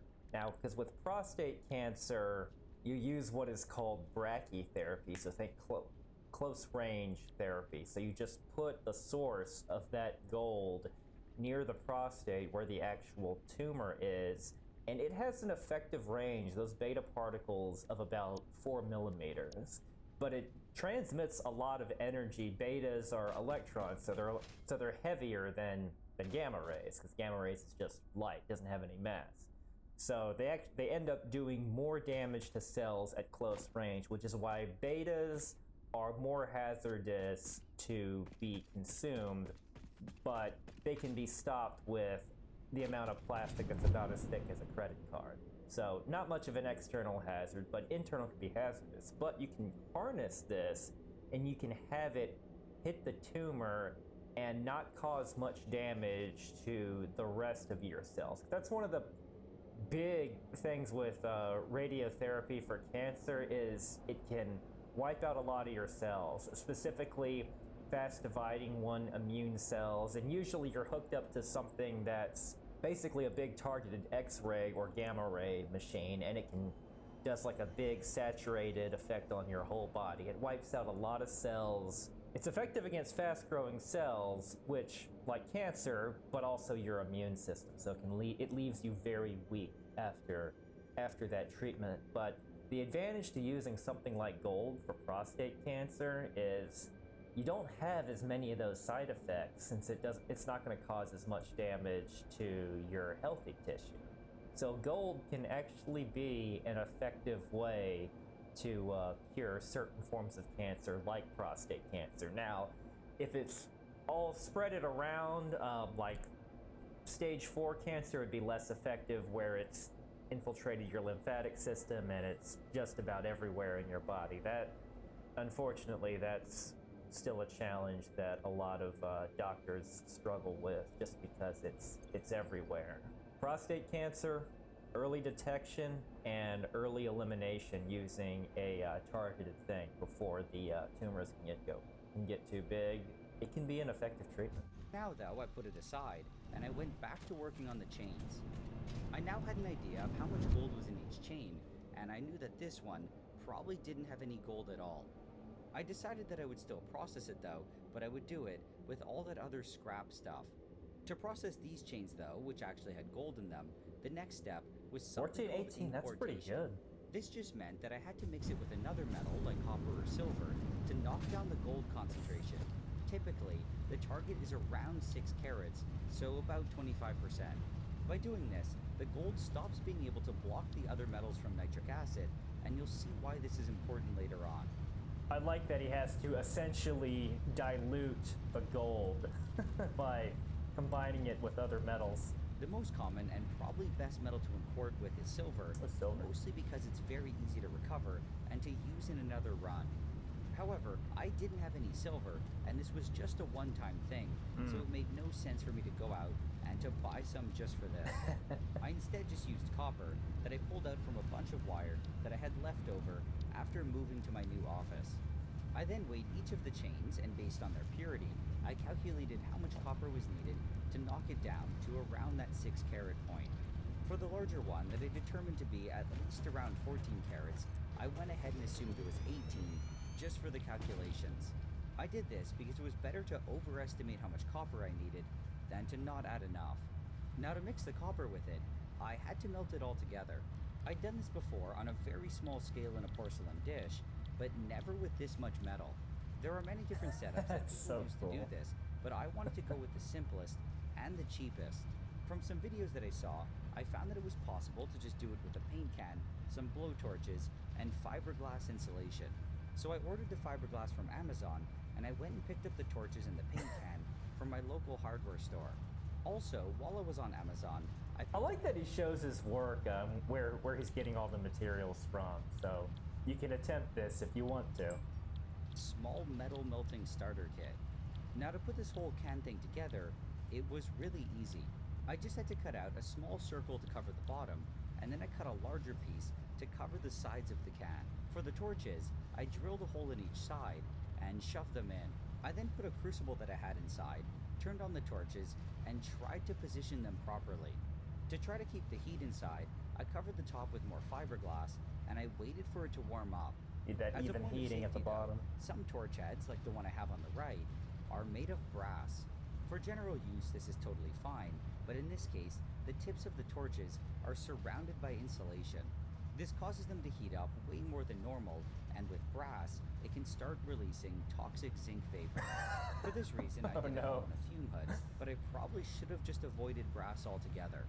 My torch head on the left is made of steel, and I could have just gotten another one. But anyway, after 15 minutes or something, it didn't even look like it was close to being red hot.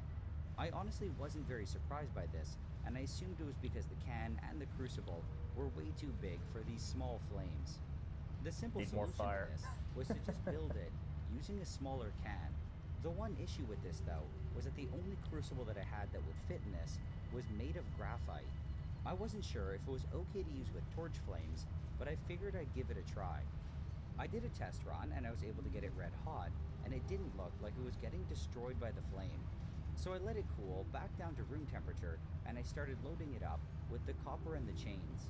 It only had space though to fit one chain and its copper, so I'd have to wait for it to melt a bit before adding more. So I put this inside my little can thing, turned on the torches, and covered the top. Within just a few minutes, it already started glowing red, and to get it going faster, I blasted the top with another torch.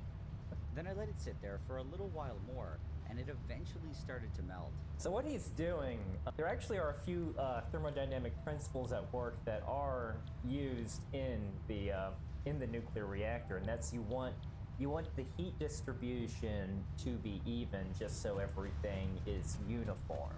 In a nuclear power plant, at least the pressurized water reactor that I worked at, there's a few different ways to make this sort of adjustment.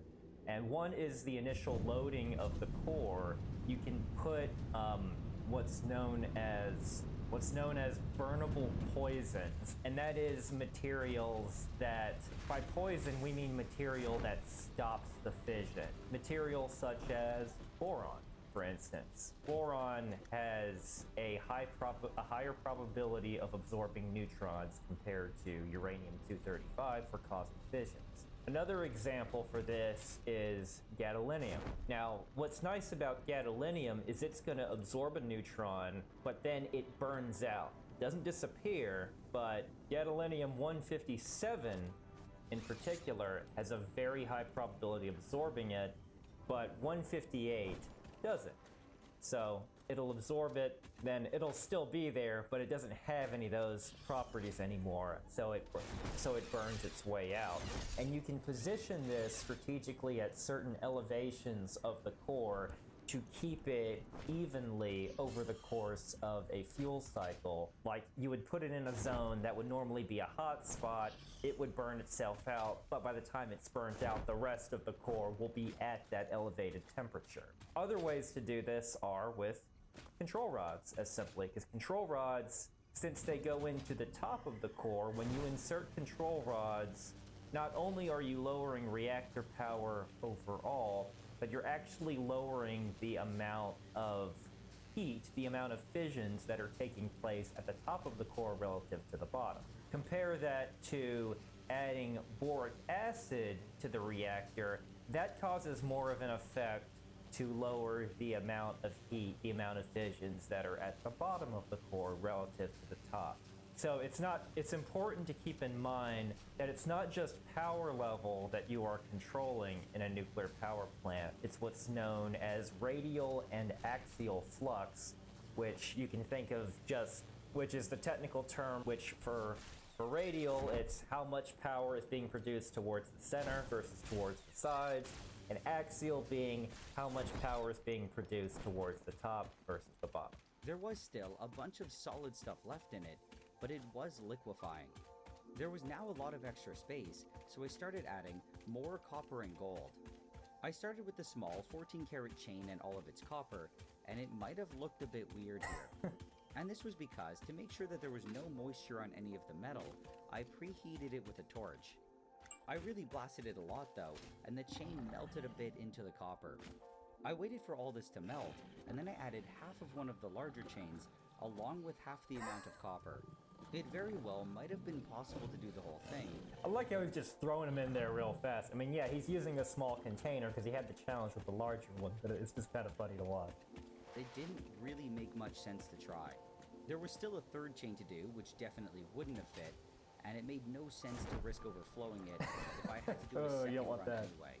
But in any case, with everything added, I covered the top again, and I waited for it all to melt. When it eventually all liquefied, I stirred it around really well to make sure that all the metals were evenly mixed. After that, I covered the top and I heated it for another few minutes just to make sure that it was nice and hot, and then I poured it all into a can full of water. That's a satisfying sound. When that was done, I dropped the crucible back in and I set up the second run. Just to make things go faster and to make sure that there was no moisture in it, I gave all the copper and the gold chains a strong preheating. Then I slowly added everything to the crucible. At first, I just did this with the tongs, but I found that doing this for all the copper would take forever, so I just started pouring it in from a vial. It was a lot faster to do it like this, but it wasn't nearly as accurate, so I ended up missing with a bunch of the copper.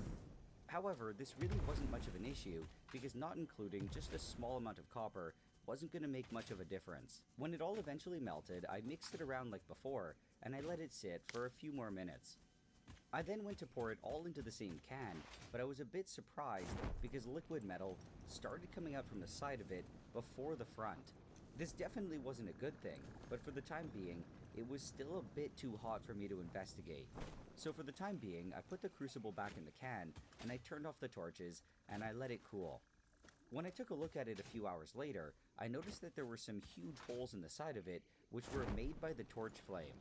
This is why you aren't supposed to use oxidizing torch flames on graphite for long periods of time. I was lucky it didn't end up being a problem, but it could have caused the crucible to break when I tried picking it up. This could have not only caused all the gold to spill everywhere, it also would have been a huge safety hazard. Yes. But anyway, getting back now to what was thankfully not a catastrophic No failure, burning. all my gold alloy was now in this can. So I just quickly got rid of all like the mushrooms. water, and this was what it was like. Hard By mushrooms. dumping all the liquid metal directly into water, it created these pieces that have relatively high surface area. Ideally though, they would have been a bit flatter and looked more like cornflakes, but I think I just didn't pour it down. In the can, just sitting on the fiberglass, I also found this chunk of alloy which had leaked out the side of the crucible. So I took this, along with all the flakes, and I put them in a beaker. Then, on top of all of this, I poured in some dilute nitric acid. A reaction immediately started, and some nasty nitrogen dioxide vapors started coming off. The nitric acid was attacking all the copper that I just incorporated it with, as well as any other metals that might have been mixed in with the gold. In this case, the other major metal that was used was probably just silver. That is quick. There might have been small amounts of other metals though, like nickel, zinc, or iron. The nitric acid converted the copper metal to copper nitrate, which, like I mentioned before, has this really nice blue color. As the concentration of the copper nitrate increased though, it slowly shifted to being a dark green. The silver and other trace metals are also being converted to nitrate salts and getting dissolved into solution. The silver nitrate is colorless though, and there isn't enough of the other metals to really affect the color. When the reaction died down, I added another load of dilute nitric acid, and it started bubbling like crazy again. I waited for this to also settle down, and when it was done, I dumped everything into a larger beaker. I then kept adding more of the dilute acid, and I continued the same cycle. As I mentioned before, I'm using dilute acid here instead of the concentrated stuff, and there were two major reasons for this. The first one is that it stops the reaction from getting out of control, and the second one is that I needed the extra water to dissolve all of the metal salts that I was making here. A major effect of this though is that compared to the concentrated stuff, the reaction is slowed down quite a bit, which makes it take a lot longer. So to speed things up, this reaction needs to be heated, usually close to the boiling point. I didn't use a thermometer though, and I thought I was close enough. Again, one of the advantages of nuclear power over, say, coal is you don't deal with this kind of stuff. There's no NOx and SOx, as they say, nitric oxide or sulfur dioxide. Those are the real nasty, poisonous greenhouse gases. I know a lot of people talk about carbon emissions, which nuclear doesn't have either, but this is the real nasty stuff you don't want up in the atmosphere. But I don't think I was. And because of this, it would initially react quite a bit when I added more acid, but then it would kind of just stop. However, just by looking at the stuff at the bottom, I could tell there was still a lot of copper left. At the time, I thought that maybe the acid was just depleted, so I dumped off the liquid and I added new fresh stuff. The same thing happened again though, so I started getting suspicious. But still, I decided to dump everything off and to add more fresh acid again. This also eventually stagnated, so I dumped in even more, but it didn't seem to do too much. It was only at this moment that I realized I probably wasn't heating it enough, so I cranked my hot plate to maximum, and the difference was pretty obvious. Whoa. I let this react for another hour, and it got rid of pretty much all of the copper. Just to really make sure that it was all gone though, I boiled it one last time with more nitric acid, except this time, it was a bit more concentrated. When it was done, about 40 minutes later, I dumped it all off. What I had now was this really soft gold sponge, but it was still contaminated with a lot of the dissolved metals. To get rid of them though, it was quite easy, and I just had to wash it with boiling distilled water. I did it 3 times in total, and after the third one, it was still a bit blue. It kind of looks like that stuff that you see as like sunken treasure on like old Spanish galleons or something that you see at the bottom of oceans, and then people recover it. It looks like this dirty stuff, but when you clean it up, it turns out to be gold, which is pretty cool. But that was okay. Now that pretty much all the other metals were gone, I added concentrated hydrochloric acid. I brought this to a boil, and then I started adding small amounts of concentrated nitric acid. On their own, neither of these acids are able to dissolve gold, but together they make something called aqua regia, which is actually able to. Never heard of that. Together, where the nitric acid starts by oxidizing an extremely small pause at this. Yeah, red. Yeah, that's cool. amount of the gold to make gold 3+ ions. This reaction is really unfavorable though, and almost immediately after they're made, they revert back to being metallic gold. With the hydrochloric acid present though, it can yeah, anything with 3+, that's a super strong positive charge that don't want to stay there for long. the gold 3+ ions and convert them to chloroauric acid. This breaks the equilibrium between the gold and the nitric. Say that 10 times real fast. acid and the gold ions are continually fed forward to make the chloroauric acid. I kept adding nitric acid until it pretty much looked like all the gold was gone, and then I left it overnight. The next day, I still had some solid stuff at the bottom, but it wasn't gold. It was all just silver chloride, because apparently there was still some silver left in the gold. So moving on, I He brings up silver. Silver is actually used a fair bit in nuclear plants as well.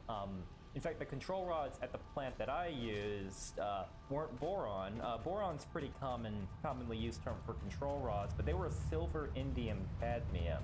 And the nice things about those control rods is that particular alloy is very, very strong, very resistant to the extreme amount of temperatures and pressures that are in a pressurized water reactor. So we're talking 2235 psi and upwards of 590 degrees Fahrenheit. So a lot, much higher compared to, say, a boiling water reactor, which is still pretty high. Boiling water reactor, which is still very high, but we're talking 1,000 to 1,100 range. So not nearly as high, but those also have variable neutron capture things, so they can go through a wide range of neutrons. That particular type of silver, indium, cadmium poison to slow down the neutron reaction. It's got that little extra versatility and can make a very effective means of shutting down of slowing down a fission reaction, and of course shutting down the emergency shutdown, the classic reactor trip where you press a big red button or turn a big red switch and all the rods fall in about a couple of seconds. We actually test that every refueling outage before we start up the reactor again to make sure that function works. Rod drop testing is very interesting. It with an equal amount of water. This is done just to knock out any silver chloride that might still be dissolved. Then on top of this, I added some concentrated sulfuric acid to knock out any lead that might be present. When refining jewelry, there usually isn't any lead to begin with, but this was just a precautionary measure. Okay. As far as I could tell though, nothing happened because there was no lead. I let this stir for I'm trying to think of where he would get it from. And then I filtered it off. This was done by just using a couple coffee filters. Oh, so look at that. Passed through was really nice and clear. When it was done, I washed the filter paper with a lot of distilled water because as long as it was yellow, it meant that there was gold in it. When I eventually had gold water colorless filter paper, I took away the funnel and I dumped all of this gold solution into a larger container. One other thing that radioactive gold is used for is for tracing fluids, for instance. Gold 198 has a half-life of about 2.5 days, which is short enough that it goes away, in a reasonable amount of time, but long enough that it's a stable beta emitter, and betas are very good at tracking and tracing the amount of flow in pipes. That's very commonly used in the oil and gas industry. So it's interesting that nuclear kind of helps out oil and gas in that particular way. Also washed the beaker a few times with distilled water to make sure that I transferred everything. Okay, so now the next step was to get the gold out of this solution, and to do this, I used potassium metabisulfite. I made a solution of it by adding about 120 grams to 200 mils of distilled water. I thought this was enough to dissolve everything, but it wasn't. So it's a little tornado. Water until it all disappeared. Normally, I would have just dumped in all of the metabisulfite, but I thought that maybe it could be interesting to add it dropwise. The moment I did, some brown gold powder started precipitating out, but it wasn't particularly interesting. So I ended up just scrapping that whole idea and dumping in the rest of it. The potassium metabisulfite is a reducing agent, and it reduces the gold in the chloroauric acid back to its uncharged metallic form. It also reacts with leftover nitric acid though, which is why it was important to use a minimal amount of it when I was dissolving the gold. Other metal salts, like those with copper or iron, won't be reduced by this, and this whole step was to help further purify the gold. As one point of safety though, this reaction releases quite a bit of sulfur dioxide gas, which is dangerous to breathe. That's the other one, huh? He had NOx earlier, and now he's got SOx, so we're going the full spectrum here. Personally really sensitive to it, and even very small amounts can trigger some asthma symptoms. So for this reason, it's extremely important to do it in a well-ventilated area, and I did it in my fume hood. I do like him mentioning the safety aspect of these experiments and telling what type of PPE, using the fume hood, showing what examples he uses. That's all very good. I then let it sit for a couple hours to fully react, and for all the gold to settle down to the bottom. This was what I had a few hours later, and I dumped off all the water. All of the gold was then transferred to another beaker with the help of a bunch of distilled water. This was all brought to a boil, and after heating it for a couple minutes, I dumped off the water. This washing step was then repeated 4 more times using boiling distilled water. At this point, the gold is usually pure enough, but I wanted to get it as pure as I possibly could. So I decided to do another washing step, except this time with boiling hydrochloric acid. When the concentrated acid was added, it became yellow because an extremely small amount of gold was able to dissolve. The amount, like I said though, was extremely small, and it was nothing worth worrying about. This was brought to a boil, and I repeated the same thing 4 times, and each time, the solution became more and more colorless. After the last one with the acid, I did it 2 more times with boiling distilled water. Now just as a quick comparison, if we look at the gold before the acid and afterwards, it's quite different. The color of it is a lot lighter, and apparently, this indicates a higher purity. I poured off as much of the water as I could, and then I put it back on the hot plate to dry it. When most of the water was gone, I mixed it around a bit, and I let it sit on the hot plate for another several minutes. I also occasionally stirred it, and eventually, I was left with a really dry powder. This was more gold than I had ever held in my life, and when I weighed it, it came out to be about 75 grams. Based on the carats of the chains, I expected to get about 77.9 grams out, so this was extremely close. This estimation was based on the assumption that that unknown chain was 18 carats though, but it probably wasn't. Also, the amount of gold in the other chains was probably slightly less than the carats they were marked with. Now the next thing in the process was all that other scrap. I didn't include this with the main batch because I wasn't sure what was in it, so I wanted to process it separately. Now, one other gold application, nuclear application, is a little dark. If you haven't seen my video talking about different types of nuclear explosions and nuclear weapons, I'll pin that in the comments for more context here. But gold can be used in the so-called salted nuke as an application for that. Cobalt is the more commonly one term. You've probably heard of cobalt-60 radioisotope used associated with that sort of weapon. So the idea behind a salted nuke is you're trying to make it have fallout that lasts a very, very long time, because most of it, the fallout gets blown out within a couple of weeks or so. But this one, you're designing it to have a lot of fallout and a lot of contamination, hence the term salted, like you're salting the earth, which is what they did in ancient times to really destroy a country, essentially. You can use gold 197, which is just natural gold. That's the stable isotope, as a little jacket in your thermonuclear bomb. So yeah, putting gold in your nuke is exactly what this would be. And during the fission reaction that occurs, it's going to absorb neutrons, and you're going to have a bunch of gold 198 that is going to be left over. Now, it does have a half-life of 2.5 days, so it can stay around for a bit longer to add to that initial amount of radioisotopes. But even if you were one of those crazy people that likes, one, making nuclear weapons in general, and two, making the fallout be as deadly as possible, you're better off with cobalt because of its longer half-life. Again, we're just talking 2.5 days, so it's gonna make that first week even more hazardous. But yeah, it wouldn't do the same as cobalt. This has never actually been tested, by the way, with gold.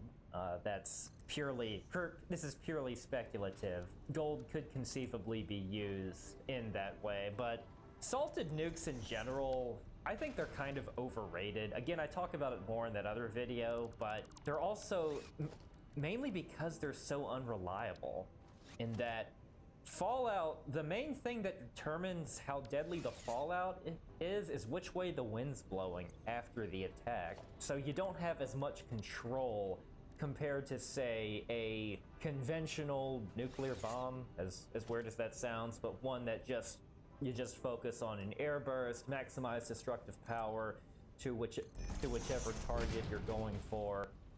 That's a bit more controllable by the person using it, whereas the fallout is probably a lesser concern because the area is already destroyed anyway.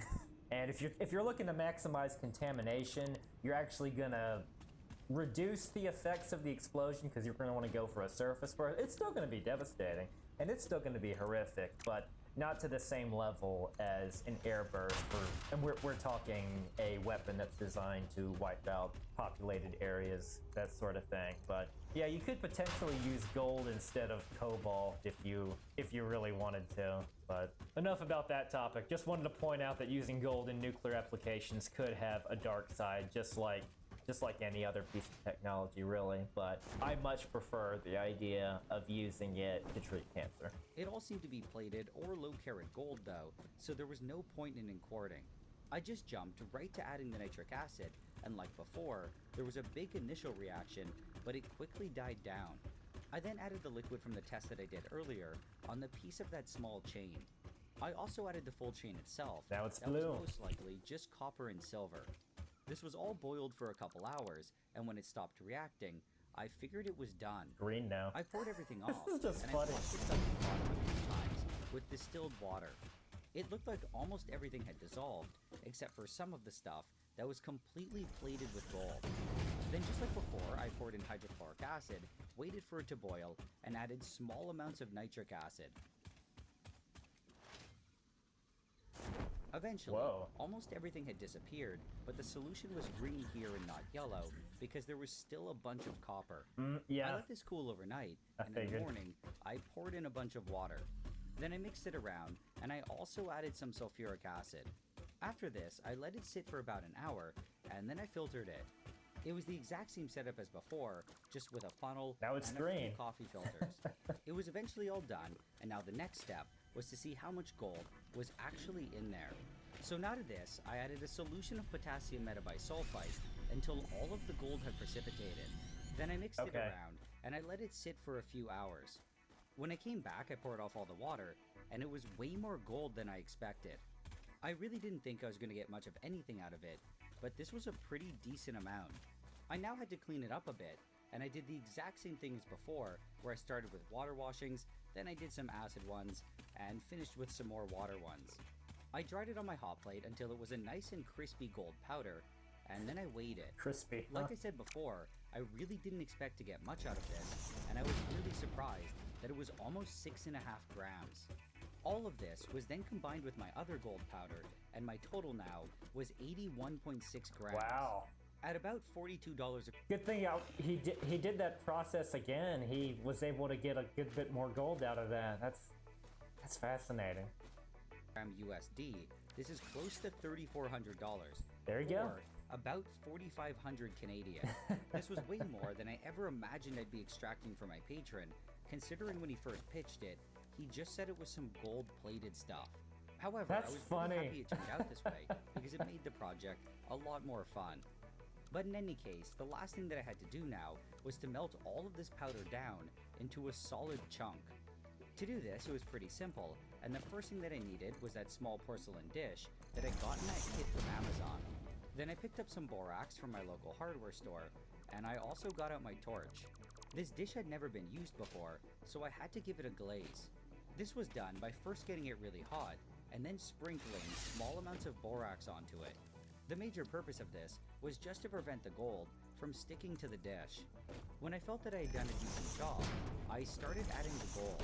I was a bit concerned that the torch might blow the powder away, so I swapped it for the less intense one. The gold was dense enough though, that this didn't really seem to be much of an issue, so I ended up going back to the other one. The gold started melting relatively quickly, here we go. and I just kept topping it up with more powder and occasionally with some more borax. When I was eventually done, I Nice. was left with this giant blob of gold. I let it cool for a few minutes so that it would solidify, and then I knocked it out of the dish. I dunked it in some water to cool it down quickly, and I Like also the balloon. washed it a bit to get rid of any borax residue. The final result was this giant chunk of gold with a mass of 81.31 grams. This was a bit less than the powder that I started with, but that was probably because the powder still had a bit of water or moisture left in it. Sure. As I mentioned before, this was more gold than I'd ever held before, and because it was so dense, it also felt abnormally heavy. Now that I had this huge piece of gold, I wanted to do some tests on it. I had always heard that gold was really malleable and soft compared to other metals, and I wanted to see for myself. I did try bending it with just my fingers, but it was absolutely impossible, so I moved on That to shake, not a whole lot of give. The first thing that I tried was to push on it with a steel spike, and I was kind of able to stab it in.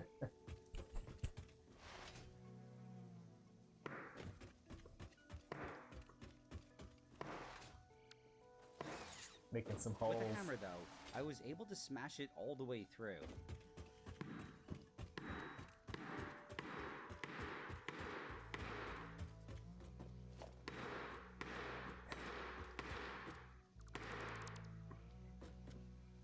And when I took it out, I had Check this that nice out. little hole in it.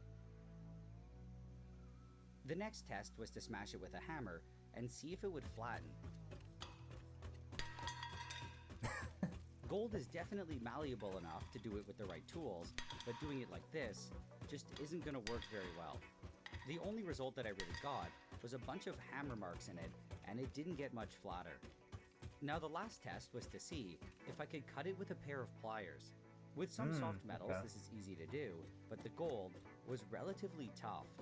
I was able to pull some very small pieces off, but that was about it. I did find it funny though, because even though these pieces were really small, it was still something like $10 to $20 worth of gold. From these few tests, I saw that the gold was definitely malleable, That's funny. but it wasn't nearly as much as I thought. It's still enough though, that making something out of pure gold might not be the best idea. With jewelry, things like rings and You see in all these video games that, like, the super armor or what have you is like all this gold-plated thing, or like these big, you know, fantasy shows, like the big golden sword, but probably not the best idea of all time. Also, it'd be really expensive. chains would definitely deform over time and potentially break. This problem is fixed though by mixing it with other metals like copper, silver, or iron, which greatly increase its durability.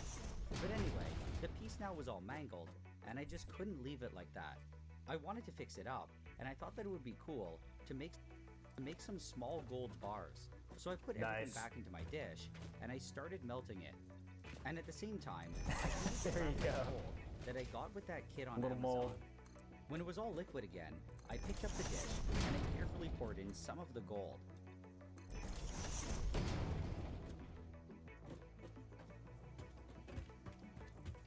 I like that you see this sort of thing with torch and pliers, and the guy's probably wearing some level of PPE. I heard a lot of people thought that's what I was getting into when I was going to be a nuclear engineer. Like, I'd be doing that with some green glowy thing of uranium. Probably saw it on some episode of The Simpsons, but no, never done anything like this or seen. You don't see this at a nuclear plant. It's just funny.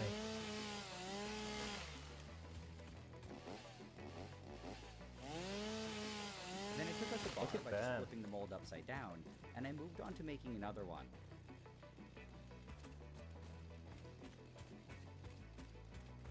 Just slides right out. And after that, the last bit of gold was just enough to fill one of the smaller ones. I quickly knocked out this one as well, and I cooled them all underwater, and this was my final result.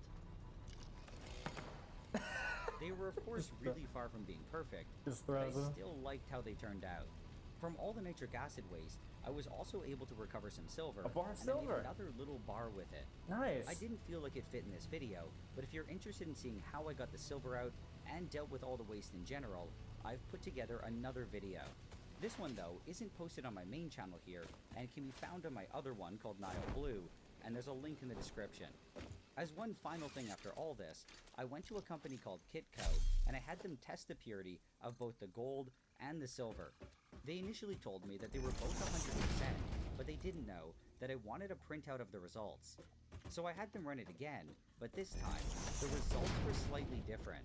The silver was still 100%, but it said that the gold was 99%, and the rest was tungsten. However, I think this was just an error, because if I got out 100% of the copper and silver, there's no way there would still randomly get tungsten? 1% of tungsten in there. Yeah. When I posted this to Patreon a few days ago, one of my patrons, Victor, gave a good explanation as to why it might have told me there was tungsten. The gold was tested by something called X-ray fluorescence, or just XRF, and he said that sometimes it can get confused between gold and tungsten. Okay. This is because with XRF, the tungsten and gold peaks are very similar. Another patron found these two XRF results for tungsten and gold, and you can see how...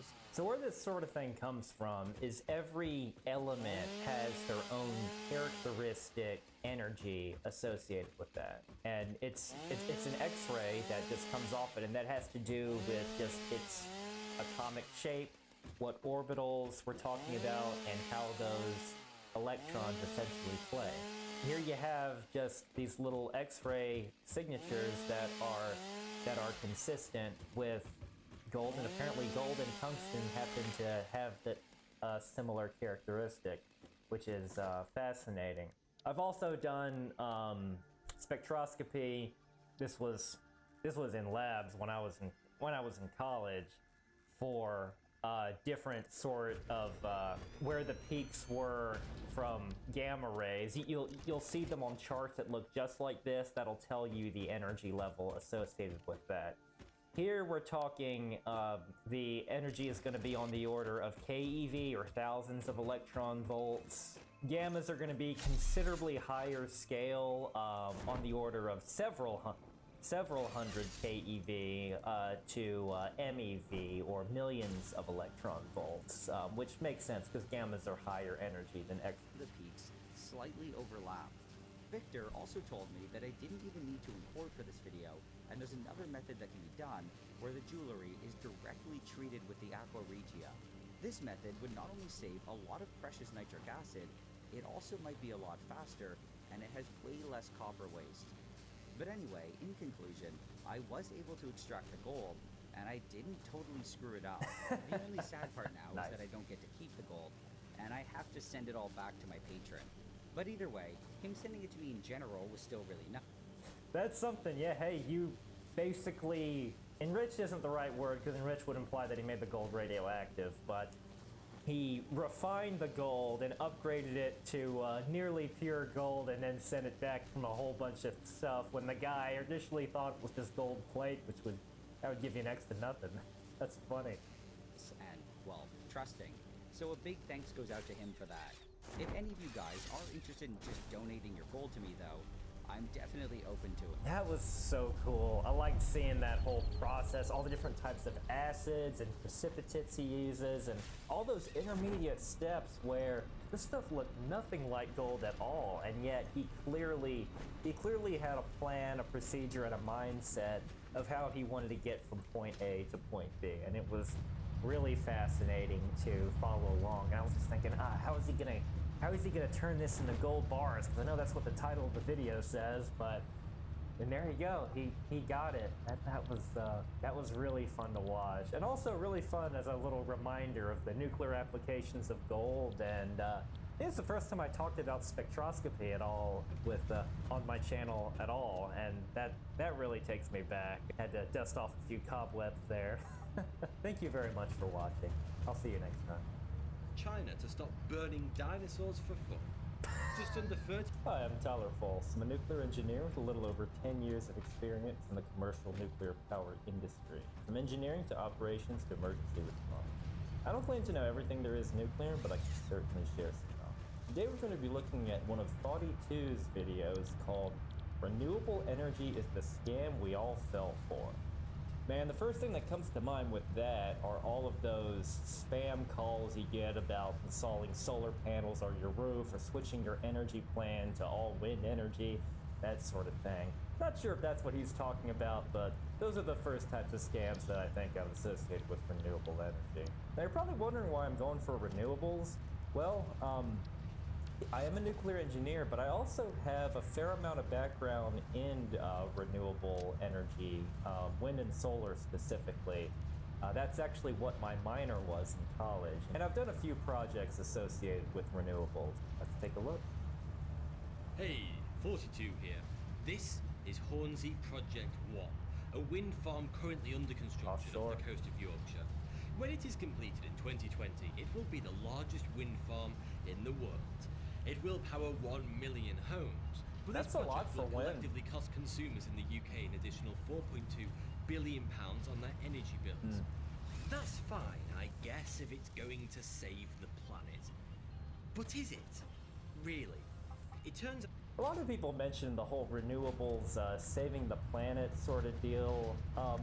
It will help mitigate the effects of global climate change, but that's always been one of those pretty exaggerated sort of things. At least compared to when I think of save the planet, I think of Star Wars, you know, blowing up the Death Star to stop it from actually destroying your planet. But that's just my thoughts. But renewables, they do have a part to play, but they can't do it by themselves.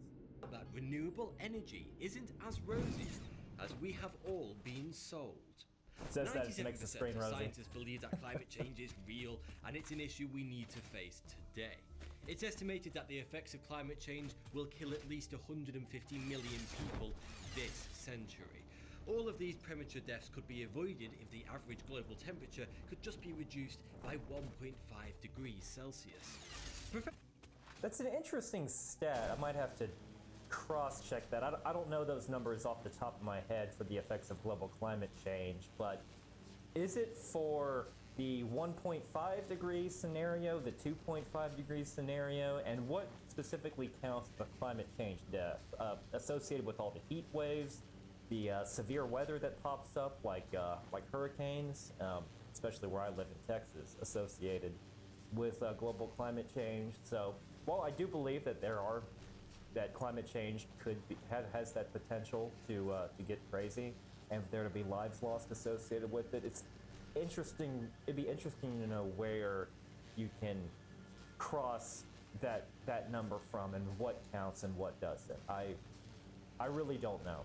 Hippies spend their lives doing two things: dyeing their hair and getting angry at governments for their apparent lack of action on climate change. There are a very small number of countries, however, that have heard the message loud and clear and are leading the way on fixing the planet's thermostat by investing billions into renewable energy.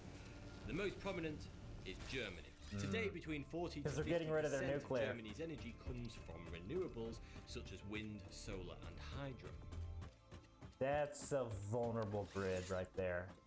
40 to 50%. Renewables can do a lot, but when you're relying on things that aren't on most of the time, we need better energy storage if you're going to try to get those to work. I mean, it's plausible with better energy storage, but we are not there yet. Wonder what the grid's like in Germany. Germany, then, is making an exemplary move in the right direction, aren't they? Well, let's take a closer look at Germany's most popular renewable choice, wind power. Wind turbines are fantastic for reducing CO2 emissions, we all know that. Building wind turbines, on the other hand, does actually produce a huge amount of CO2 to smelt and manufacture the humongous steel bodies and aluminium blades. But once it's up and running, a wind turbine pays off its CO2 debt within 5 months. How long till they pay off their financial debt? So it's not really an issue. No. I'll give you a hint, it's longer than 5 months. The low carbon footprint is just about the only benefit of wind turbines. They kill endangered species of birds quicker than the Duke of Wellington on New Year's Day. Hundreds of thousands of birds are killed by wind turbines every year, and thousands of those are rare species of large birds like eagles. Over 1 million bats are also killed each year by wind turbine blades, and solar has its own unique issue. So he does mention the bird kills. It's a lot, but it doesn't kill nearly as many birds as cats. With humans domesticating cats, you can argue that cats can be somewhat of a human impact on birds because humans like cats. They're good to cuddle. I like cuddling cats, but yeah, cats kill a lot more birds than those wind turbines. I'll share a link in the description, but I believe that number was on the order of millions. Mainly toxic waste. Well-made solar panels have a lifespan of 20 to 25 years. That is really good. With their huge and growing popularity, cheaply made Chinese solar panels are flooding global markets. These can break down in as little as 5 years.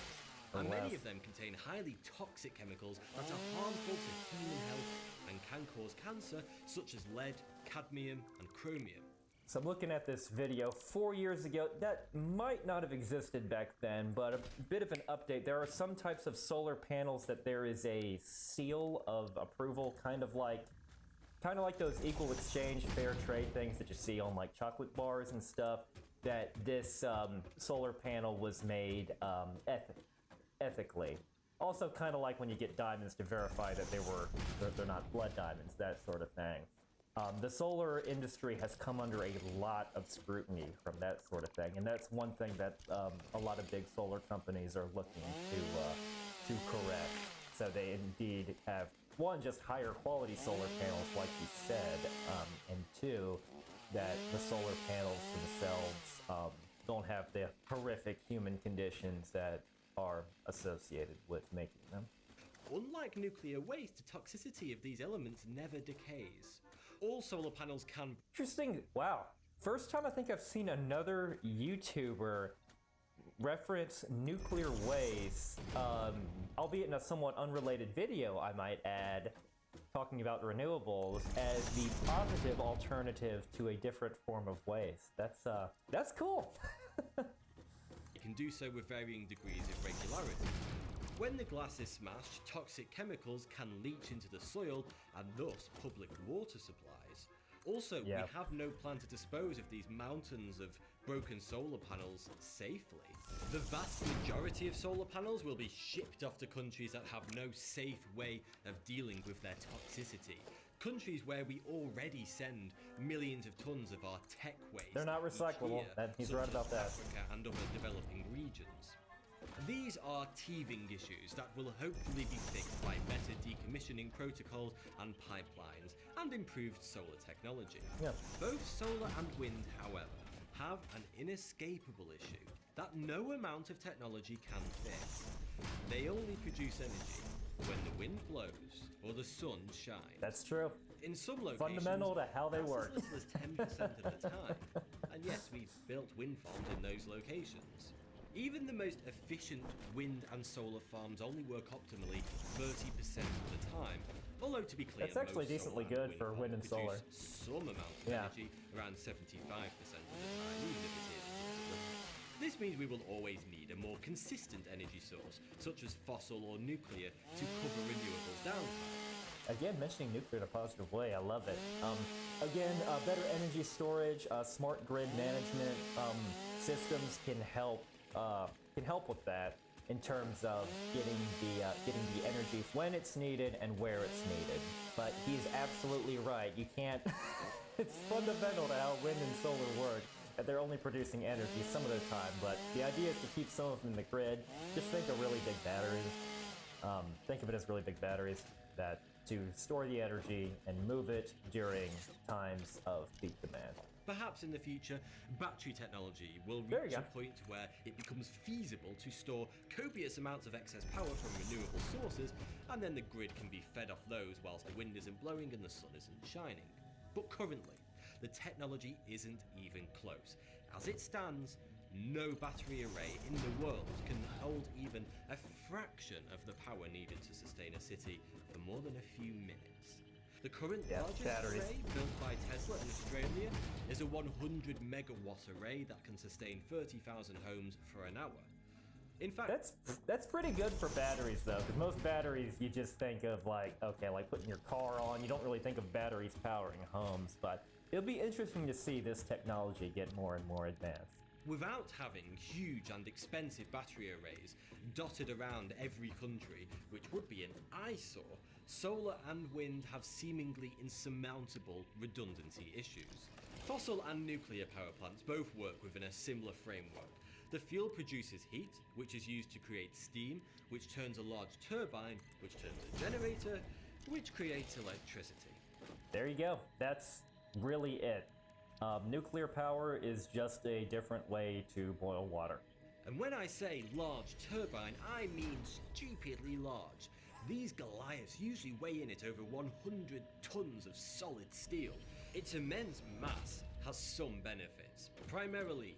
That right there was just one turbine. The plant that I had 4 in series that were like that, going from high pressure down to low pressure with bits of steam extracted from feed water heaters and to optimize efficiency and just keep the pressure on the turbine hot, keep the hot part as hot as you can and the cold part as cold as you can, being the condenser. Maximize efficiency, again, like he said, that concept though is not unique to nuclear. It exists in so-called thermal plants, coal plants, natural gas plants. That's what you do. Redundancy. Nuclear power plants produce energy 24/7, 365 days. Except during when refueling, they are only shut down once every 2 years to refuel. Some are on an 18-month fuel cycle. The one I was at was... But what if it has to shut down in an emergency? What if it fails and stops producing steam to turn the turbine? Actually, what if every single fossil fuel and nuclear power plant in the country all shut down at the same time for some reason? Good luck getting power back online for something like that. The power would go out, right? Well, not quite. You see, because of the immense inertial mass of a spinning turbine, there is enough centrifugal force to maintain its rotation and continue to generate power as normal for a couple of minutes without any steam input. This gives the national grid a small yet crucial time to restart the power plant and get it back online. Okay, wow, I think I might actually have to correct someone for saying nuclear is actually better than it is. So everything he said is true about the inertia from a turbine. Well, but the turbine is coasting down, so you're losing... It's not at 100% that entire period.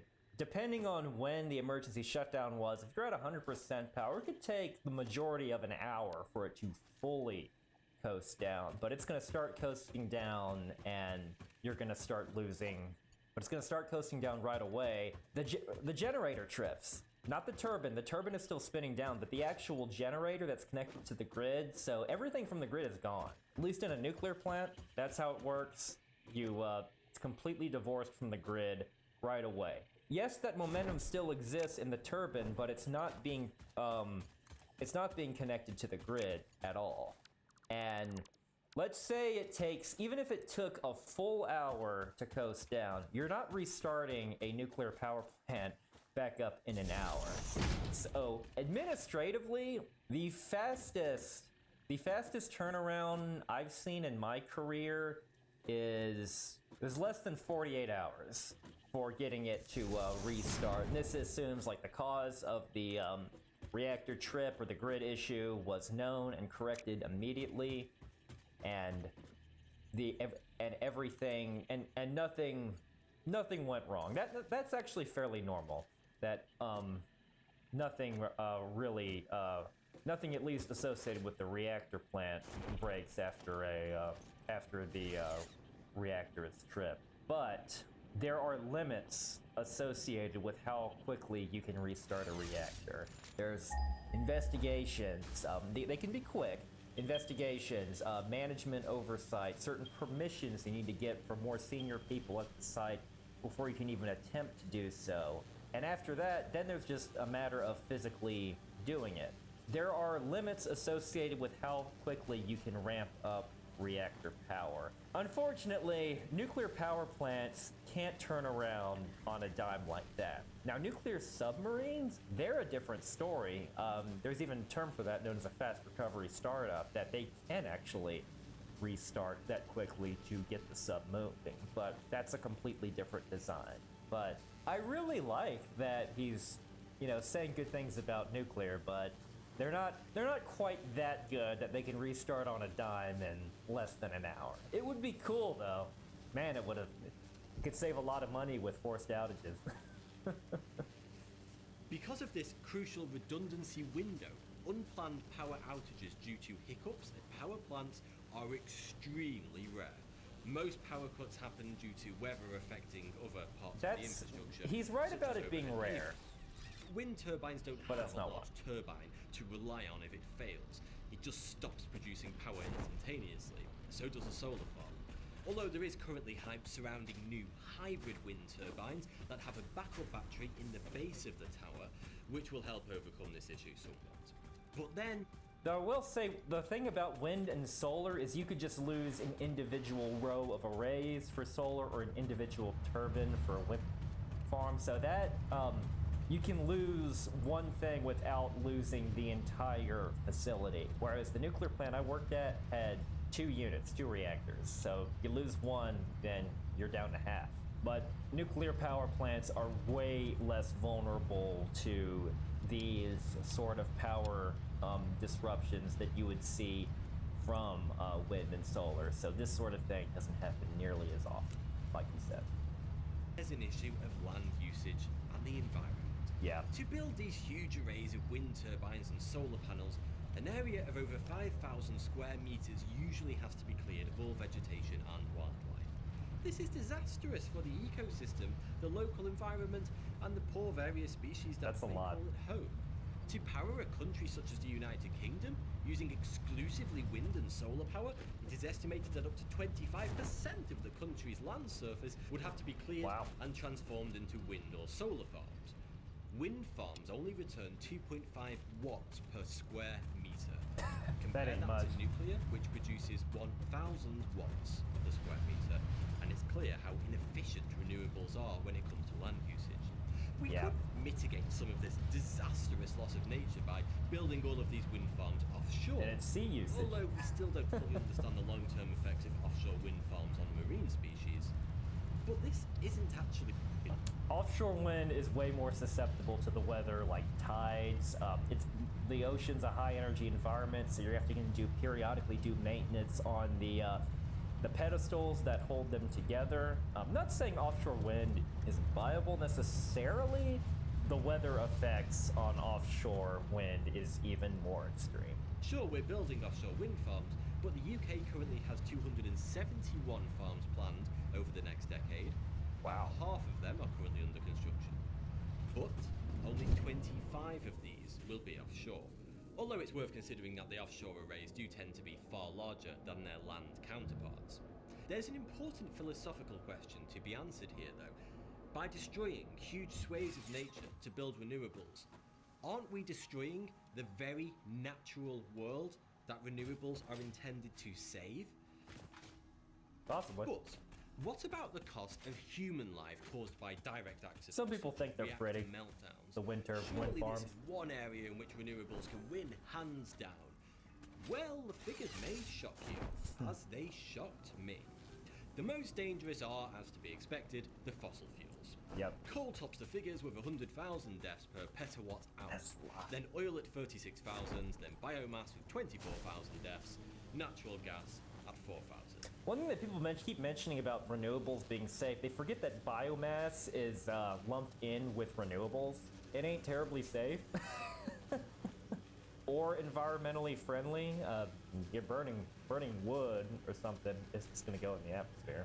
But it is renewable. That's not factoring in the millions of deaths each year as a result of the air pollution from all of these sources. But it's the carbon neutral energy sources that have the most interesting figures. Hydro, 1,400. Also, hydro secretly produces quite a large amount of CO2. Solar, 440 deaths, and wind, 150. Although there are no completely reliable data sources for wind turbine deaths, more data is needed. Figured wind would actually be higher than solar, but solar is a bit more common. Because wind, doing maintenance on those turbines, that's anything with working at heights, people fall off these, or people fall off wind turbines, and also in the case of solar, people fall off a roof. That's where a lot of these deaths are coming from. Also associated with with shocks. It's anything associated with electricity does have that risk. So I've had people come to me surprised that like wind and solar having less deaths than nuclear, but it's fairly comparable, and that's just because there's deaths associated with any sort of industrial environment. It's what's at the very bottom of the list, however, that may shock you. Nuclear is just 90 deaths per petawatt hour. Yeah, comparable to solar and wind. And that includes Chernobyl, Fukushima, and 3 Mile Island. Nuclear. A lot of people don't know this. 3 Mile Island, no direct deaths. I did a short on this a while ago, talking about the fear of nuclear from things like 3 Mile Island, Chernobyl, and Fukushima, causing people to build more coal plants, and that causing deaths associated from these accidents, which is an interesting way to look at it. G has a really bad public image. It's no surprise, with its association with nuclear warheads in Chernobyl. But you can't ignore statistics. And it is statistically the safest form of reliable power production. Even if you include deaths from nuclear warheads, including the bombings of Hiroshima and Nagasaki, the deaths would still be less than coal. Because using that figure he did, talking about per petawatt hour, well, that's going to figure out to about 200,000 deaths per year from coal, which is more than the people that died in Hiroshima and Nagasaki after just 1 year. So even if you didn't include that, coal is still more deadly. Coal being more deadly than nuclear weapons is fascinating. Now, we didn't use that many nuclear weapons, but still. We have today. Nuclear energy and negative press go together like Greenpeace and propaganda. And so there are many countries that are decommissioning nuclear reactors in favour of renewable sources. But in an ironic twist of fate, nuclear may just be the energy source that could save our planet. Nuclear fission is big and scary, but it has so many benefits that cannot simply be ignored. Nuclear power plants produce 0 carbon emissions. Their only byproduct is nuclear waste, but unlike byproducts of... Thank you for not showing the yellow barrels when you mentioned nuclear waste. They have labels on there that say radioactive, and that's one of those OSHA labels that you do see. But yeah, not showing the yellow barrels with the big giant radioactive symbol that takes up half the barrel. The other forms of energy production, this is 100% contained and doesn't leak out into the environment. Nuclear waste can also be recycled and be used in reactors multiple times. It's important to note, however... He's specifically talking about spent fuel.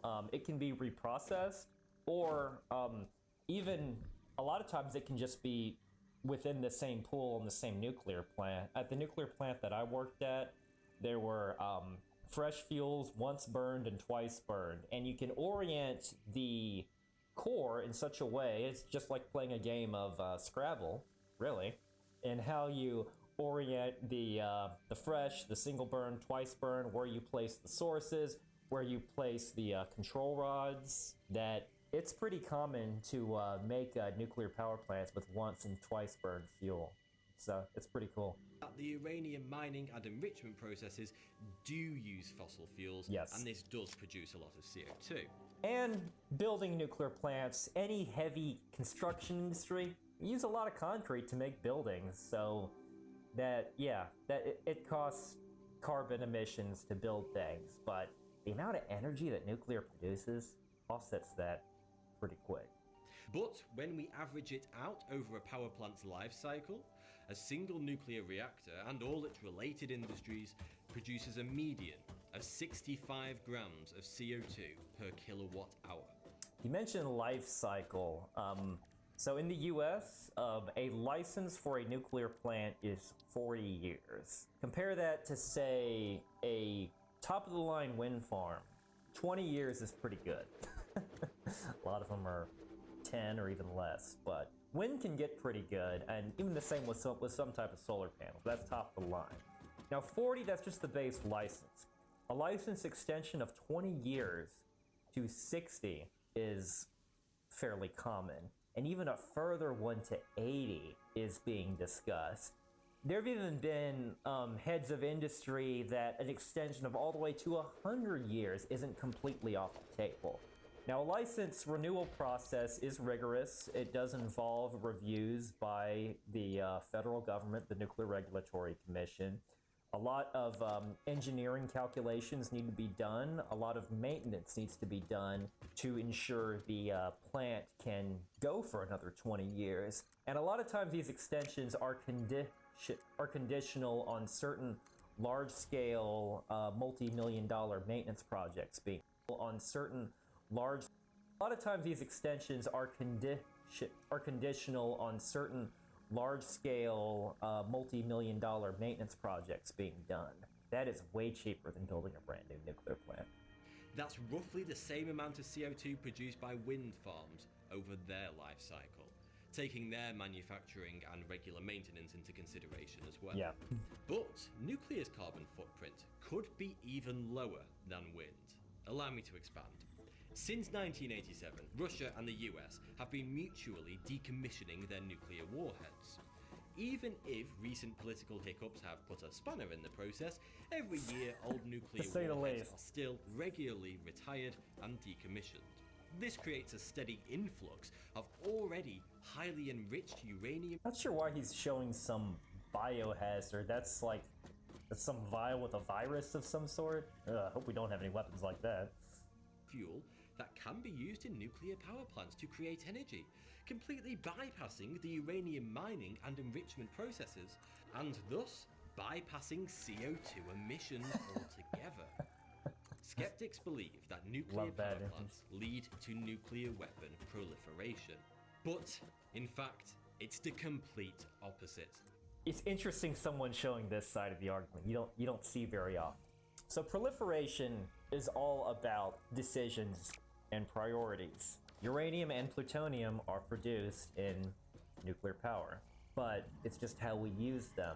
I love the idea of essentially reverse reprocessing to, I guess, de-rich? What's the opposite of enrich? Weapons grade uranium and plutonium to make nuclear fuel for nuclear power plants. That's a really cool idea. The absolute best way to reduce the number of nuclear weapons in the world is by building more nuclear reactors. In 2013, 19% of the world's nuclear That's the picture of uranium I usually use. uranium-235 from decommissioned nuclear weapons. Let's take a look at two real-life countries that have taken completely opposite paths when it comes to energy. Germany has invested heavily into renewables and has decommissioned 17 of their nuclear reactors, and Merkel's government pledged to remove all of their nuclear reactors by 2022. That's just so today, sad. only 6% of Germany's power comes from nuclear. At the opposite end of the scale, France has invested heavily in nuclear as its primary source of power. They currently have 58 active reactors, and more than 80% of France's energy needs are met by nuclear. By far the highest per capita in the world. Yes. The result? Germany's CO2 emissions per capita are double that of France. That's just interesting. And with France, some of it was their relative lack of resources. It's like, if you don't have any resources in your environment that's naturally gonna work, nuclear can work anywhere, which is cool. By resources, I mean, like... And French households enjoy a much lower energy cost as well. They pay only €0.1799 per kilowatt hour. Germans pay almost double that for their electricity, 0.3. Is he going to talk about the scammers? Hour. The second highest in Europe.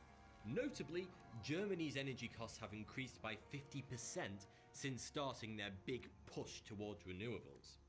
I'm not trying to actively disparage renewables. I think they have an important part to play in saving the planet. But I believe it should be a far smaller part than what we are currently aiming for, if for no other reason than to not see our world's beautiful landscapes littered with gigantic obnoxious windmills. That's funny. So I guess he didn't talk about the scammers, but those little energy plans when selecting your energy portfolio, for lack of a better term, when choosing your energy provider. Some of those you have the option to pay more for like 100% wind energy or 100% renewables or something like that. But those things crack me up because it's connected to a grid and you're getting... No one is going in and stamping each electron you are getting to verify it is coming from wind and solar. That's the part that just fascinates me because it's just grid. It's a function of grid capacity and grid demand and everything being plugged in parallel. All your generators of all types in parallel. It's all mixed. That whole scheme just, if you think about it, really doesn't make any sense. Not if there is no overwhelming benefit over the alternative.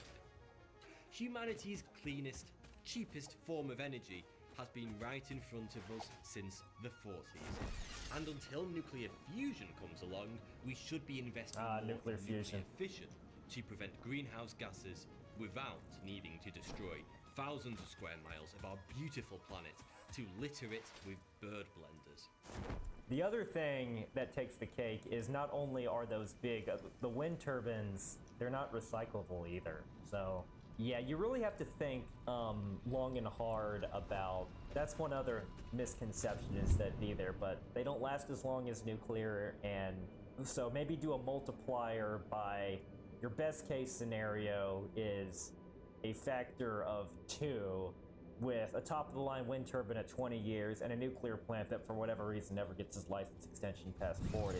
So put that in your calculation when you consider land use. But what if nuclear energy could be improved even further? What if it could produce little to no waste and be completely safe and meltdown-proof? Well, maybe it can. In 1950, Indian physicist Homi Bhabha postulated that perhaps another fuel from the typical uranium-235 and plutonium-239 could be used for nuclear fission. Thorium. Thorium is a naturally occurring radioactive metal that is 4 times as abundant on Earth as uranium. After World War II, a reactor design that used thorium as its fuel, a molten salt reactor, was created by the US government. Now, molten salt reactors are going to have their own type of challenges. Namely, they use molten salt, so you have to make it. You have to keep it safe. You don't want it to come into contact with water because that reaction can be explosive. All things that can be done.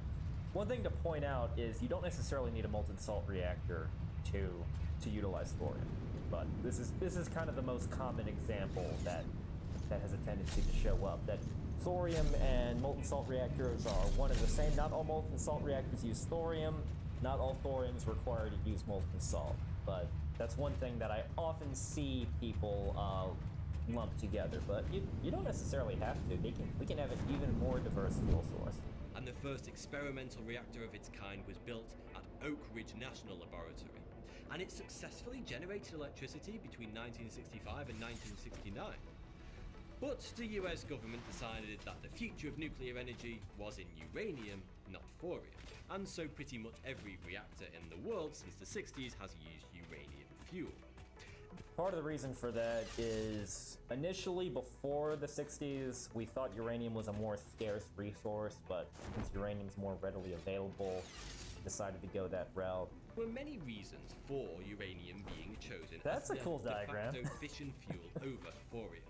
But one of the most prominent was that uranium makes much better bombs. Uranium enrichment plants produce you can't make a bomb with thorium. uranium that can either be used in nuclear warheads or to power people's homes.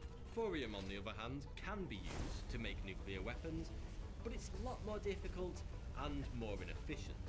But that's not the only... If you're gonna do that, you need to combine it with plutonium, and plutonium's your main active ingredient there. So thorium can be used to extend a reaction, but it's not your primary source of what can make a bomb.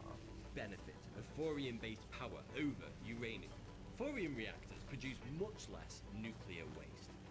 One Chinese scientist claims that there will be 1,000 times less nuclear waste from thorium reactors. Also, since natural thorium can be used directly as a fuel, it does not need to be enriched.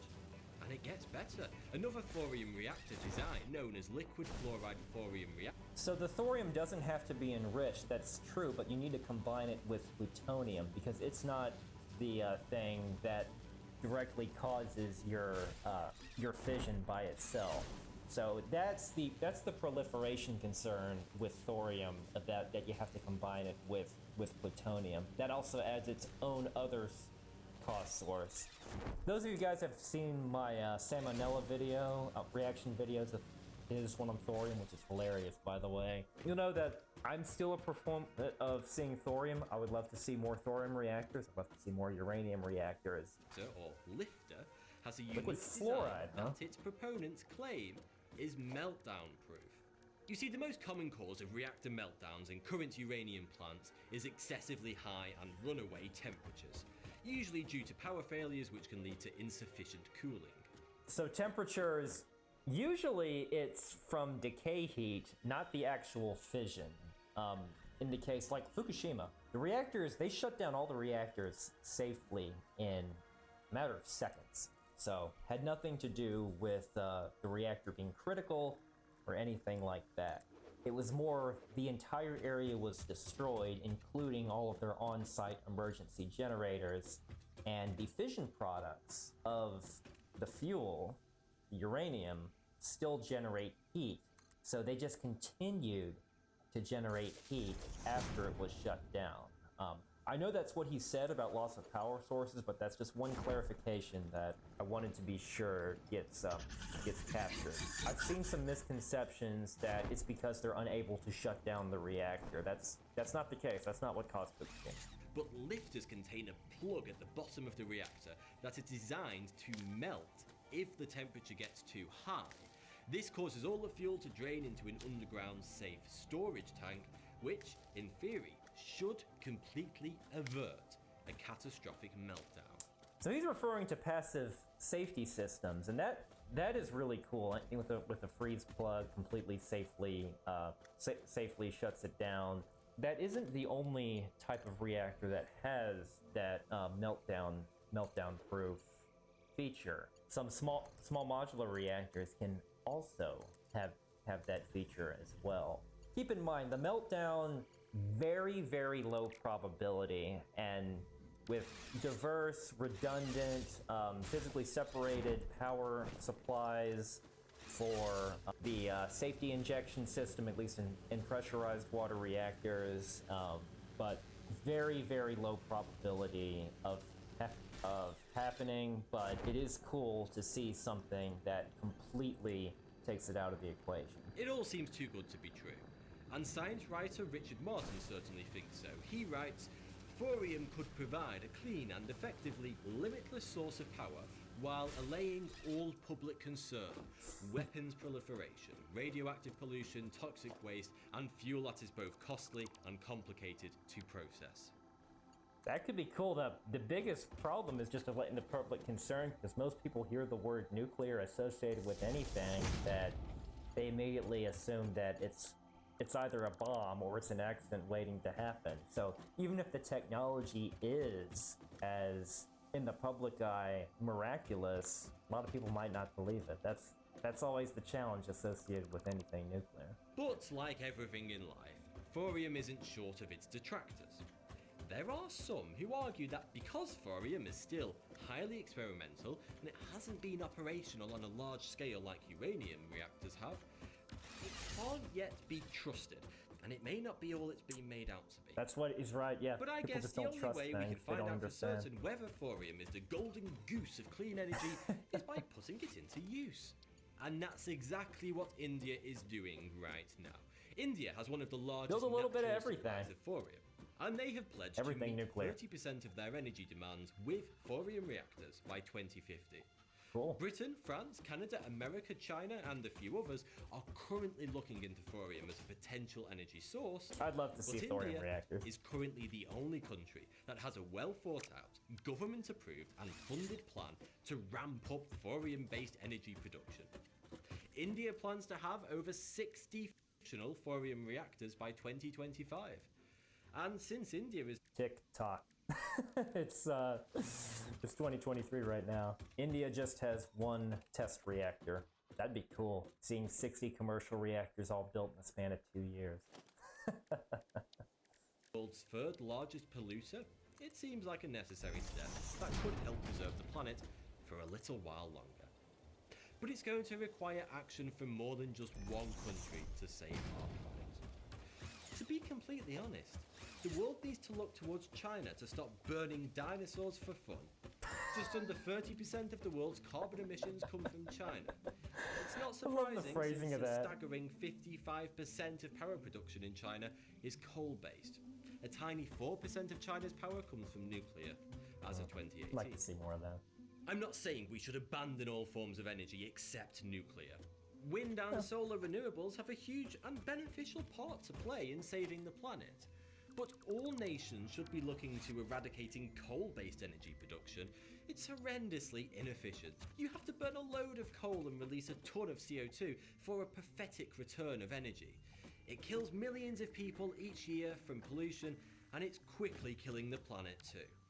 But perhaps as most developed nations are looking to replace coal power, nuclear shouldn't simply be swept aside for renewables.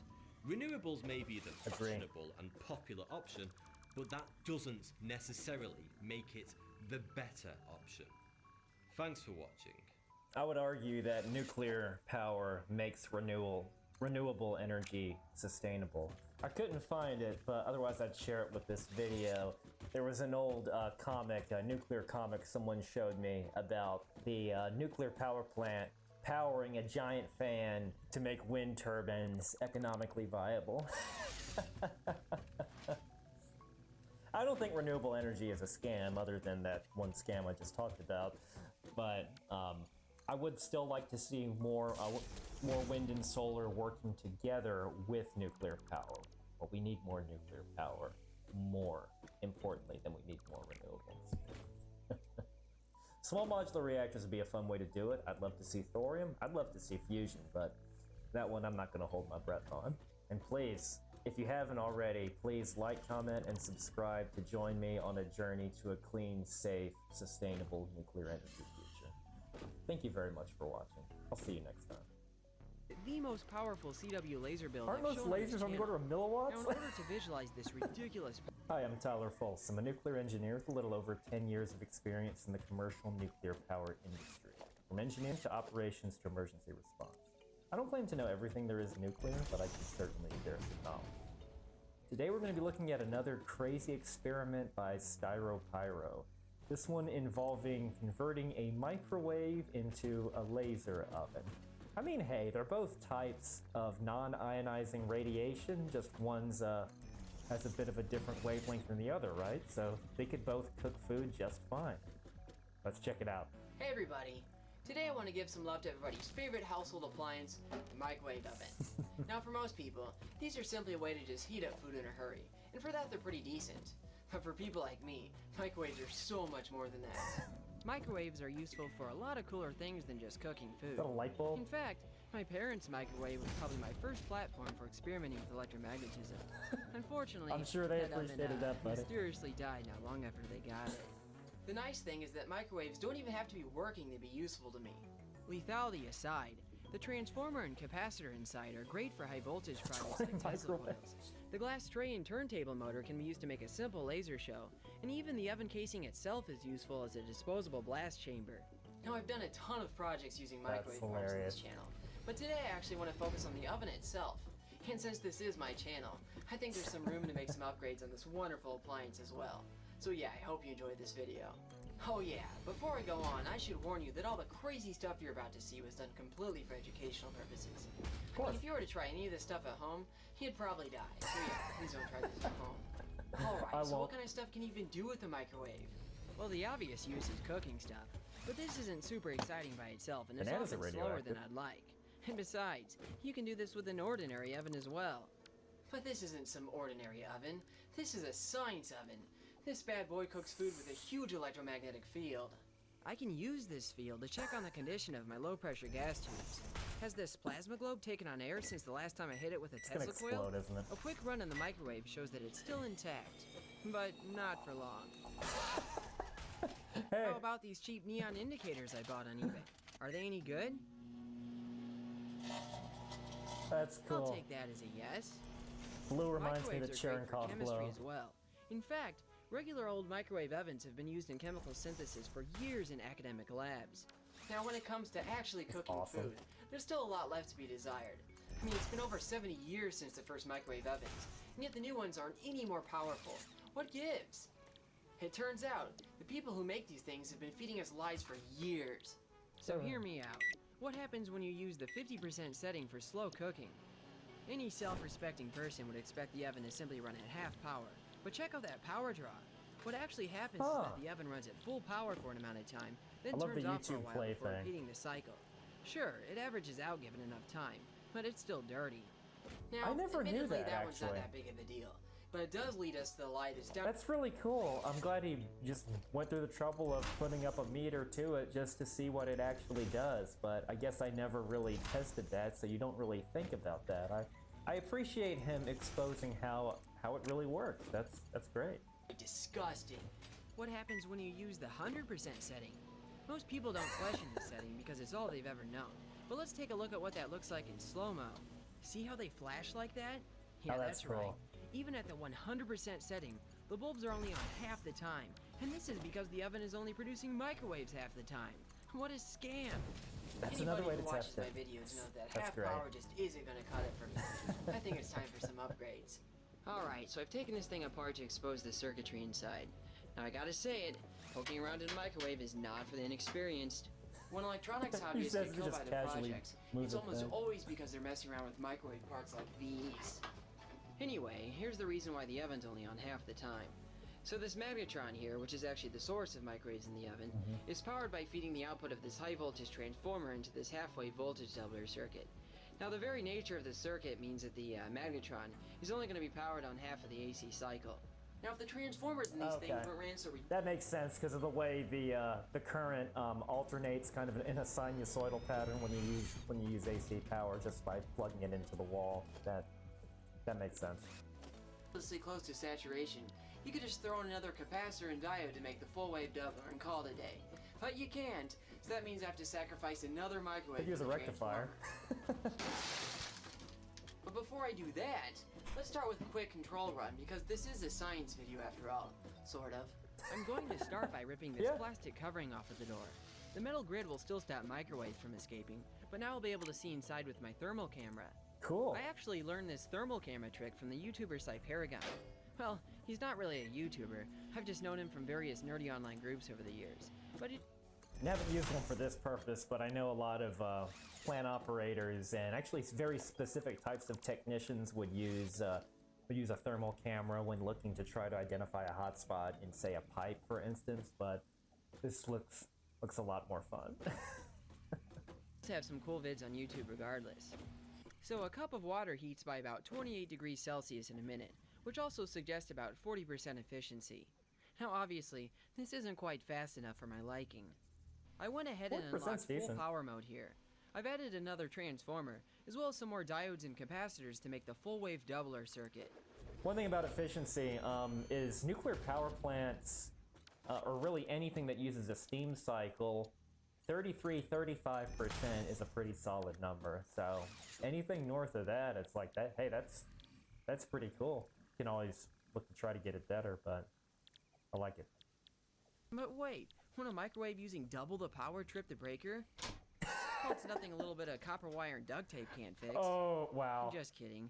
We have appliance outlets for a reason. Yeah, okay. I was too lazy to use the original controls on the microwave, so now I'm using this huge variac to power it. Now the nice thing is this actually allows me to control the power, as opposed to just plugging that abomination directly into mains. A quick power up with neon bulbs shows that the oven is indeed working. Slow-mo video confirms that the oven is actually producing microwaves on the full cycle. Cool. Sure, there's some ripple, but at least it's on the entire time now. A benefit of the new setup is that it bypasses all of the safety mechanisms, which means the oven door doesn't even have to be closed for it to operate. This is super convenient for the times I need to irradiate large objects with kilowatts of microwave. I was curious how a camera would react inside my Faraday cage with the open oven, so I stuck one of my old cameras in there with it.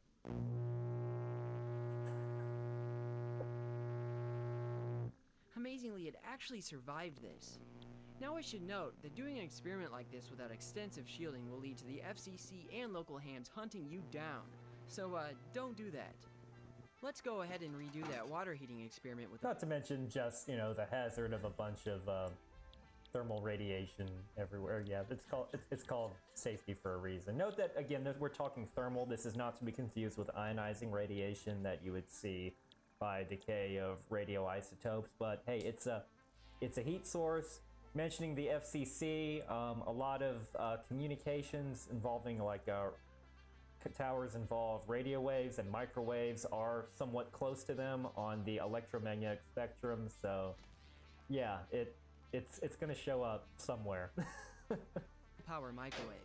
The original microwave drew a little under 1200 watts, so I'm going to dial the power to about 2400 watts this time. Over the course of a minute, the power draw actually increased to about 2800 watts, probably due to the toasty magnetron filament spitting off more electrons as it heated. Yeah. The full power microwave heated the water way faster this time, 63 degrees Celsius in 1 minute. Some rough calculations show that the efficiency was unchanged as well, giving about 40% that makes efficiency. sense. I mean, how about something a little more practical? Same aspects of thermodynamics An in apple play. is heated to deliciousness in half the time it normally takes. Talk about convenience. Now I know what you're thinking. What happens when I give this setup even more power? Let's find out by cooking this banana at 4 kilowatts. Okay, let's slowly crank up the power there. Yeah, seems good. Oh, come on. It clearly arced over in there, but I'm not even totally certain why. The extra power certainly plays a role, but I think the geometry of the banana may be a culprit as well. I'm thinking it acts as a lens and or antenna that focuses microwaves to the tip, which causes dielectric breakdown. That's interesting. Yeah, the shape of it. Maybe laying the banana on its side will prevent this from happening. Well, here goes nothing.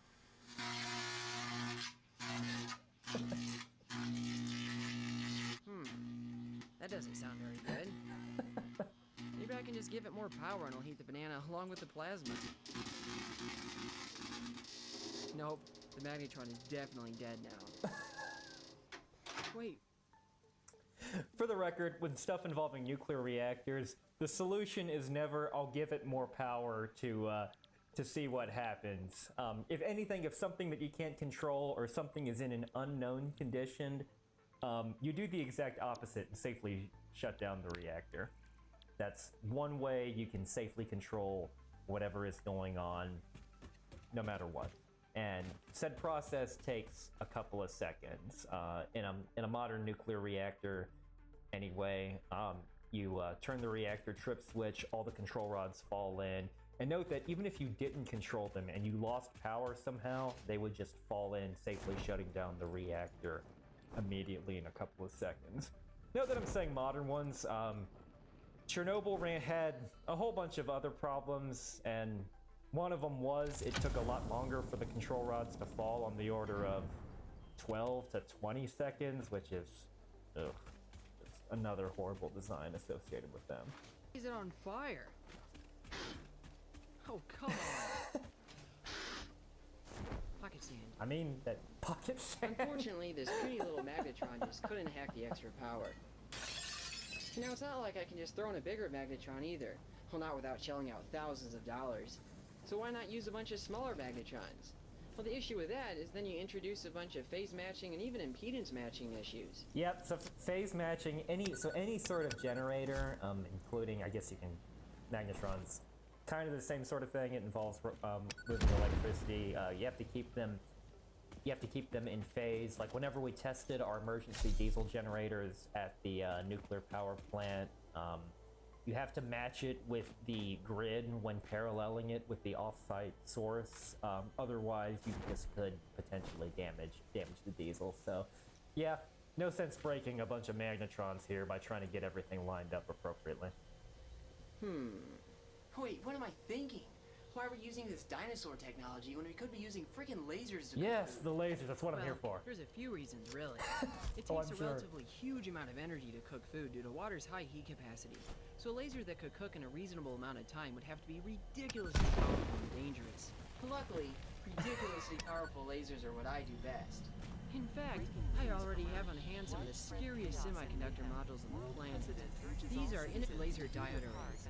They may not look like Those are much, cool looking. but each one is capable of tens of thousands of times as much power as a laser pointer.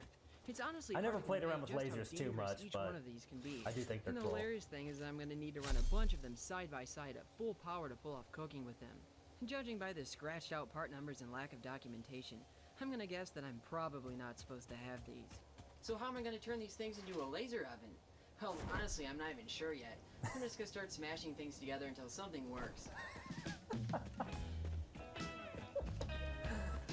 Sure. Is that mayonnaise? What? Okay, someone in the comments tell me why mayonnaise makes lasers, because that, I never would have guessed. Or is this just a joke?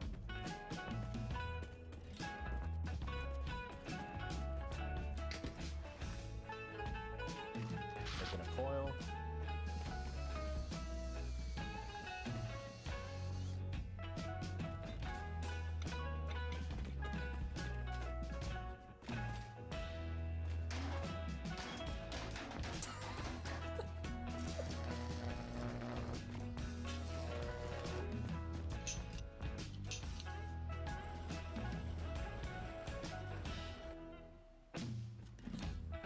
Important, do not remove. Nice touch.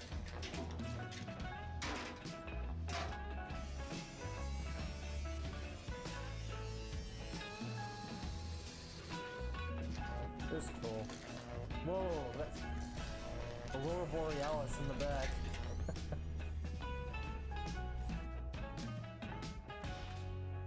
Bunch of big D batteries.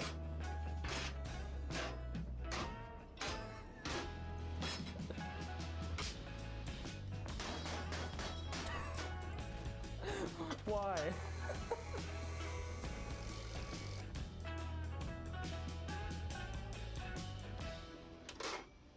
Alright, so this That was the most hilarious building montage I've seen. Just smack it, do it to the beat, sure. Can you imagine if we built nuclear power plants like that? I'd imagine if we did that, they'd probably done with Vogel Unit 4 over in Georgia by now. It'd be operating right next to Unit 3. is what the completed laser oven looks like. So I have my array of laser arrays here on top. That's powered via this power supply that's fed through some drivers on the back. Now I also added this water cooling loop here, just because there's so much power going through this thing that I simply couldn't get away with just some passive cooling there. Sure. The new laser-equipped oven draws about 2 kilowatts at full power, Whoa. and about 700 watts of that makes it out as laser light. In fact, that makes it the most powerful CW laser build. Aren't I've most shown on this lasers on the channel. order of milliwatts? Now, in order to visualize this ridiculous power, I've stuck a mirror in there so you can see what the beam looks like. I've actually had to turn down the power here, because otherwise the beam just washes out my camera's sensor. Just to give you an idea on how ridiculous this oven is, the Yeah, he's got highest the danger glasses. rating a laser product can get is class 4. That happens at half a watt of output power. Yeah. If the output on this thing is 700 watts, that means that it eclipses that rating by over 1,000 times.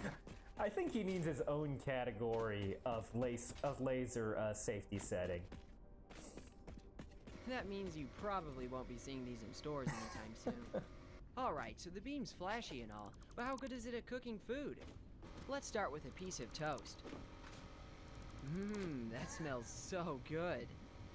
As you can tell, that blue glow actually reminds me of the Cherenkov radiation you see in nuclear power plants, and you see that from when the neutrons effectively break the light barrier. That's the speed of light in water, and some fast neutrons, as well as other particles, can go faster than light, and that's what you see. That's not what's occurring here. Just the look reminded me of that. This laser oven is really more of a laser grill since the cooking is one-sided. Yeah, it looks like a waffle That's iron. not really that big of a deal since I can just flip it over halfway through. Well, that looks interesting. I wonder what that tastes like. Well, here goes nothing. Oh, he's gonna... That's really good. That is fascinating, because it's like a combination of just white bread that you just see off the loaf in your pantry, and then completely black. The fact that there's that much of a difference in cooked right next to each other is really, really cool. Oh, it's like a carbon foam flavor. Really unique. I mean, I like this you can't guy. make toast like this in a regular microwave. I really like this guy. Popping popcorn with the laser is one of my most requested experiments to try on this channel. Let's see how well the laser oven can pull it off. That isn't doing a very good job. The beam must be too concentrated, since the surfaces of the kernels are vaporizing off faster than the inside can be heated to the point of popping. Let's see if I can fix that with a diffuser plate to spread out the beam. Okay, there it goes. Some turntable action couldn't hurt as well. Nice. Oh yeah, look at that. It's doing an awesome job now. That's way more interesting than the traditional way of cooking popcorn. Is laser popcorn as good as the microwave stuff? One way to find out. Wow, that is incredible. Jeez. Has like a smoky flavor to it. Yeah, definitely beats microwave. Definitely beats microwave. Again, with those like hints of the carbon foam flavor, you know? That's one of my favorite flavors. It's funny because if I would have stuck with my PhD program, I would have been working on inertial confinement fusion lasers by now. Hey, those are cool too. Yeah, and if you don't know what that is, inertial confinement, basically it's like you're taking a whole bunch of lasers and surrounding the fusion fuel for nuclear fusion. So something light using like helium-3, lithium-3, hydrogen, deuterium, tritium, other isotopes of hydrogen, something really small, and you focus a bunch of lasers to, like he says, confine it. That is one of the things you need for fusion is sufficient confinement time, and to just hold it in place really close together under extreme temperatures and under extreme pressures. So lasers is one method of doing that. It seems it's less popular than the magnetic field way of basically a tokamak style fusion reactor. So just another way to generate that sort of heat, pressure, and confinement time. But that's a cool gig, and it's funny that he mentions that because I was thinking about how he did the popcorn. If he was just going to surround it with a bunch of lasers, kind of like that, so you can cook the popcorn from all sides. That's really cool. And yet here I am cooking popcorn with a laser oven. I guess I can do that as a YouTuber as well, since I actually have this set of optical amplifiers from a government attempt at building a laser fuser. And that's for a different video though. I've had campfire s'mores and I've had microwave s'mores, but I've never had laser s'mores. Perhaps the secret to the perfect s'mores is by cooking it with laser beams. Oh yeah, check that out. It's making the chocolate nice and melty there. It looks like it's adding a bit of crisp to it as well. Yummy. Alright, let's add some marshmallows there. Huh, it's kind of hard to tell whether they're melting or if the white color is just reflecting off all the light. Okay, yeah, it's definitely melting there. Wow. Yeah, I think that's ready to eat. Man, I hope these things taste as good as they smell, because... That's a cool idea, because usually they just get all Alright, here we burnt. Go. Wow. Yet again, I am very impressed. And one of the big themes about this laser oven I'm finding is that charred flavor, you know? That could be a good s'more. Man, I love carbon. It's a shame that you can't just, like, sell these things at the store. 'Cause, man, you guys are missing out. Now that I'm making campfire foods, I can't make s'mores without also giving hot dogs a try. One nice thing about the laser oven is that leaving the door open won't jam nearby electronics or make the FCC angry. However, my eyes would be destroyed in a fraction of a second if I took off my laser goggles. I probably should have spent more time designing a beam diffusing system, but whatever. That one's actually really good. Like that he eats it. Again with so that, good. it's like a charbroiled flavor, but I don't even need like a grill or whatever you use to do that. Yeah, there's this like really distinct aftertaste. I mean, it lasts a really long time. And I mean, really, a lot of things from this laser oven give an aftertaste that lasts a long time. How about a laser cooked egg? Ooh. Is it even cooking in there? It's hard to tell since the wood's burning a lot, but it might just be reflecting off all that Go light. to the shell. I was kind of hoping for something like a hard-boiled egg here, but I don't know what's going on. Yeah, I don't think I'm gonna be eating this one. Maybe I can do better with a different breakfast food. Ooh, Pop-Tarts. In all honesty, I'm usually too lazy to heat these things up and just eat them straight out of the wrapper. Fun fact, when I was a starving college student, I found that Pop-Tarts were the highest amount of energy I could buy for $1 in my school's vending machines. Nice. Breakfast of champions right here. It's a little on the crispy side. Yeah, it's all right. Not used to my chocolate being so toasty, I guess. How about some double roasted cashews? I love the smell of roasted nuts. Wow, those give off a ton of smoke in there. Wow. Must be the oil or something. Well, here goes nothing. Oh. Oh, no. Oh. Oh, I that's tried the terrible. s'more. I would try the That's one thing s'mores. the laser oven can't do. Alright, I've had enough Steak. appetizers today. I think it's time for the main course. Many people will argue that nothing can beat the flavor of a microwave steak, but I think this No, laser I've never oven heard of can that. pull it off. Wow, I just can't get over that incredible smoky fragrance. I better flip it over to make sure it gets the other side. Yeah, that thing is being lasered to perfection. It's gonna be well done. I almost think. forgot. I can't have a steak dinner without some laser caramelized onions. Just put it in there whole. Don't even Looks chop like the it. onion That's is a bit awesome. reflective to the blue laser light. I guess I can just leave it in there for a while. Okay, yeah, I think that's good enough for now. Wow, check out that beautiful meal. Now that is Instagram worthy. Let's give that old steak a try first. I bet. Alright, might be a little on the, might be a little overdone. It's kind of hard to tell, you know? Yeah. I'm not used to cooking with lasers. But, man, it is a delicious flavor. Again, with that, that, like, carbonization of the food there. Well, that was delicious. Everybody guessed laser makes it what should I smoky. try next? Probably the, caramelized onion there. Just by itself. Okay. Nice and sweet. You know, I didn't get any char in that piece. Let's try this piece. That is amazing. Wow. I almost forgot about my Texas toast. That's so good. Expression on his Man, face. I love the future.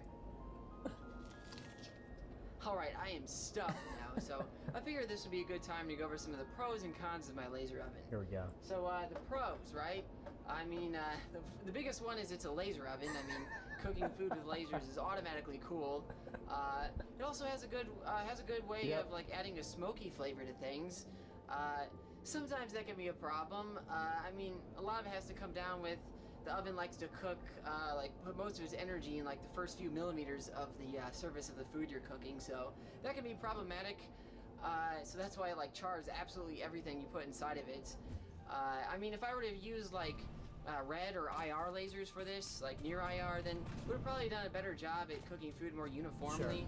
Sure. And having a better diffuser plate in there would have probably helped too. But, I mean, this was just like, there could be improvements on it, obviously, but I feel like you could do a laser oven that would cook more uniformly and actually be, like, you know, comparable to a microwave. So maybe I'll make another oven with red lasers, or maybe I'll just make a mega microwave with a giant magnetron and do it that way. So yeah, it was an interesting experiment, and this was probably one of the most requested things to do in my channel, at least cook food with lasers. So yeah, I'm glad I did it. I would have liked to have seen an inertial confinement microwave and just surround the food with lasers from all sides and just see what that does. But that was fascinating. Thank you so much for the recommendation of more of the styropyro laser fun stuff. This is another example of using nuclear technology peacefully. And hey, if you support using nuclear technology peacefully, please join me on my journey to a clean nuclear energy future by liking, subscribing, and commenting. Thank you very much for watching. I'll see you next time. Hi, I'm Tyler Pulse. I'm a nuclear engineer with a little over 10 years of experience in the commercial nuclear power industry. From engineering to operations to emergency response. I don't claim to know everything there is to know nuclear, but I can certainly share some knowledge. If you like this video, please give me a like down below. And go ahead and subscribe if you want to see more videos like this. If you didn't like this video, please let me know down in the comments as far as what I can do better. Always looking to improve. Today we're going to be looking at a video by Kyle Hill, who I've never watched before, called We Solved Nuclear Waste Decades Ago. I'll give you the short version right now. 95% of waste is recyclable. Actually, it's over 95%. And the high-level waste, which is transuranics, uranium, and elements that are higher than that, that is stored on site in a dry cask storage at the nuclear power plant, and it is super safe in a super sealed container that can be there for many, many years. Licenses are on the order of 100 years and can be stored indefinitely as far as I'm concerned. Let's see what Kyle has to say. Of television shows, movies, and video games into thinking that nuclear waste looks like this. Yellow barrels of bubbling, glowing green goo just ready to be toxic and transformative and spill into some nearby river and make giant insects and stuff. But like how commercials think that people actually sit in jackets and jeans in their own home, this depiction of nuclear waste couldn't be further from the truth. The reality of the situation is one of entirely plausible and safe management, nearly indestructible storage, and solutions that we've known about for literally decades. Today, let's see if we can't set the record straight, shall we? Kevin, clean up all this goo. I don't know what it is. Wear some gloves. Now entering the facility. According to basically any poll you'd like to look at on the subject, most people view nuclear waste and its disposal. Is this supposed to be some type of advanced nuclear facility or something? Man, it looks way cooler than any control room I've ever worked in. As a fundamental obstacle for the expansion of nuclear power. Many of you may imagine a disaster like Chernobyl, which is now unfortunately ongoing, when I mention nuclear waste. But this is the image in your head that I want to challenge on today's program. It is my contention that... He said Chernobyl was ongoing. I mean, the sarcophagus does require active maintenance. Maybe that's what he's getting at, but it's been mitigated as about as much as you can get.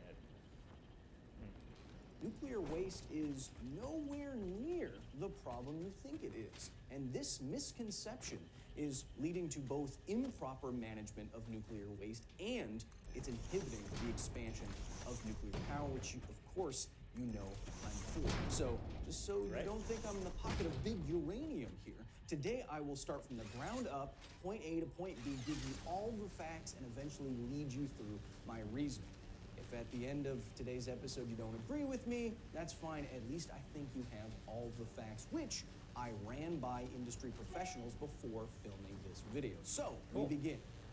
What is nuclear waste? Nuclear waste, or radioactive waste more generally, is any waste that emits alpha, beta, or gamma radiation. It can be anything from spent nuclear fuel rods down to the gloves that nuclear engineers wear. And it comes from nuclear medicine, nuclear power production, and the reprocessing of nuclear weapons, as well as rare earth mining. To date, almost 500,000 tons of nuclear waste has been generated, though a third of that has been recycled. Instead of going to a dump or... Okay, he's including low and medium level stuff in this calculation. The high level by volume, I think, is 1% of that, something like that. Some large single area because of public skepticism. Nuclear waste is almost always either stored where it is generated on site, in pools of water, or in... The green dot at the bottom of Texas is the nuclear plant that I used to work at. There is dry cast storage in place. This might be a little outdated, but so dry cast storage is continuing to expand. I'm not sure of the date on this graph is, but I just thought I'd point that out, that it is expanding more. On site, in pools of water, or in so-called dry casks above the ground, which we'll get to. Yeah, I called you Big Uranium because it sounded cool. Make the check out to Kyle Hill, H-I-L.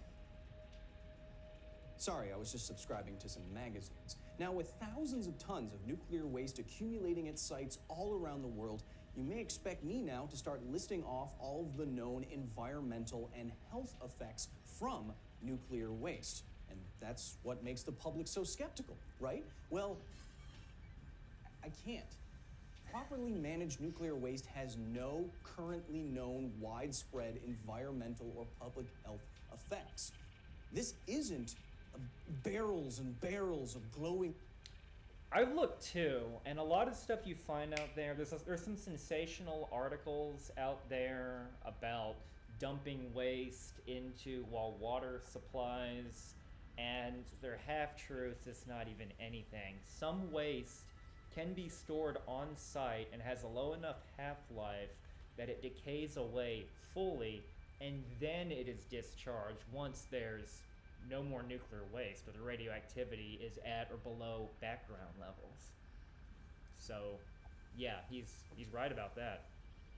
Green goo just waiting to poison your river. No, this is reconstituted nuclear material in ceramic and glass and encased in many kilograms of concrete and steel forever. Sounds like the world is more affected by the waste generated on TikTok. That's right, Arya.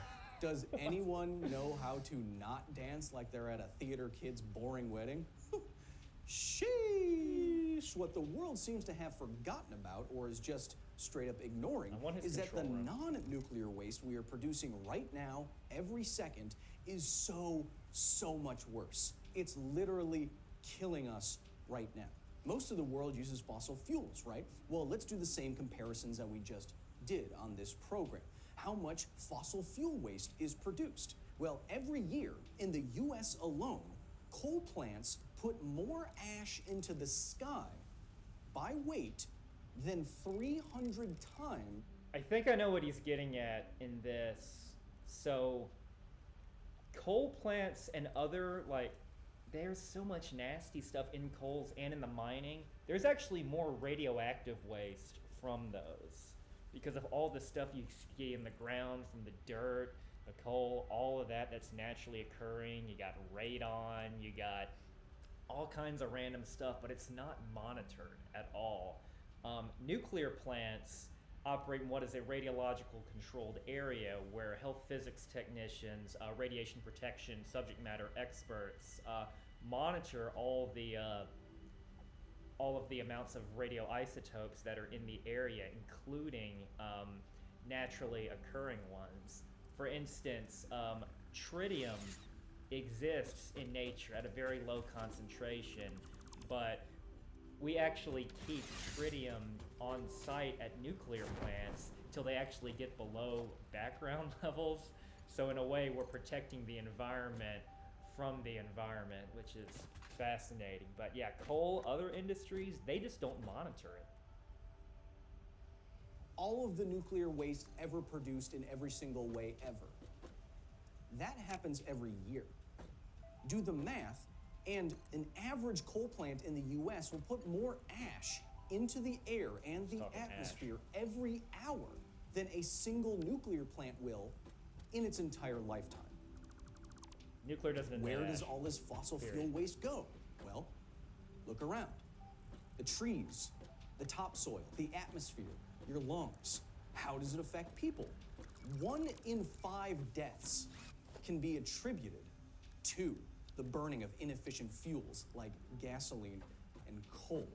And finally, have there been any large-scale health and environmental effects from proper management of fossil fuel waste? Well, yeah,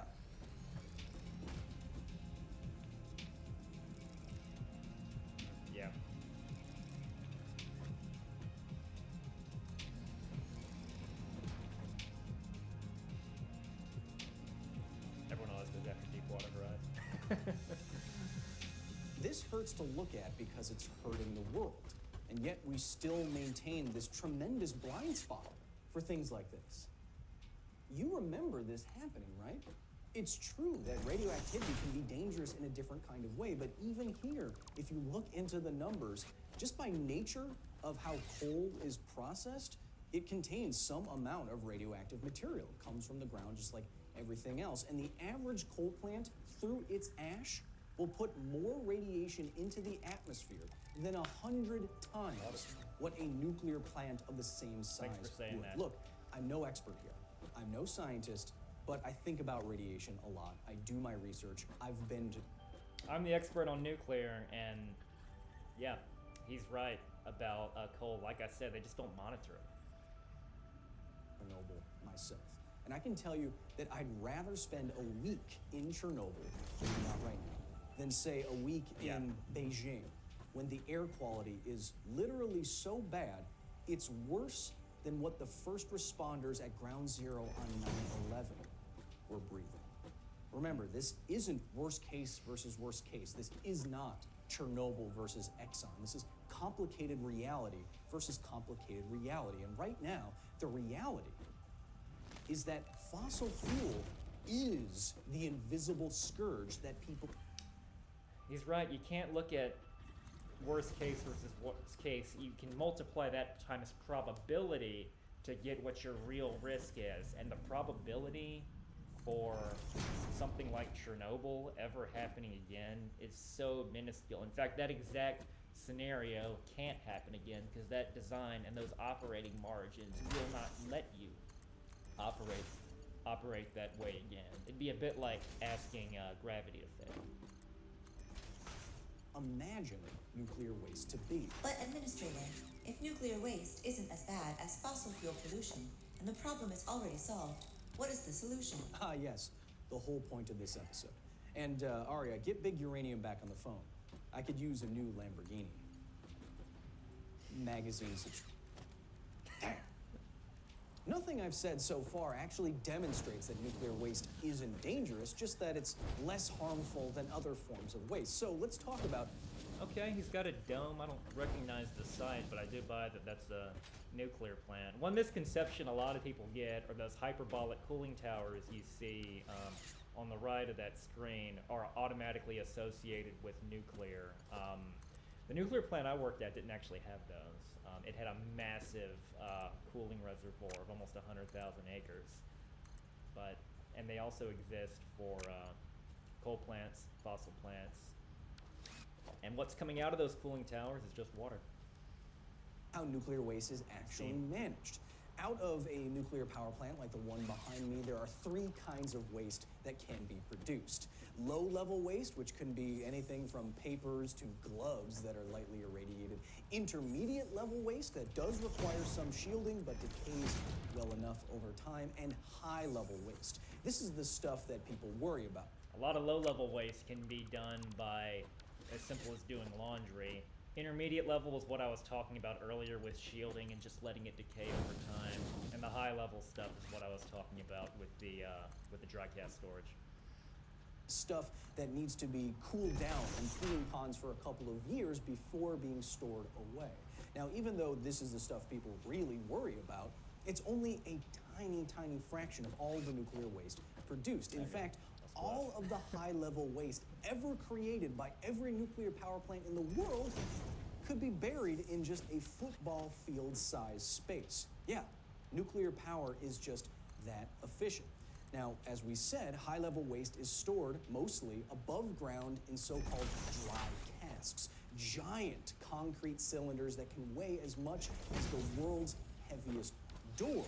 And inside of them is not green goo like you imagine. He's talking on the order of 100 to 200 tons. No, it's glass and ceramic.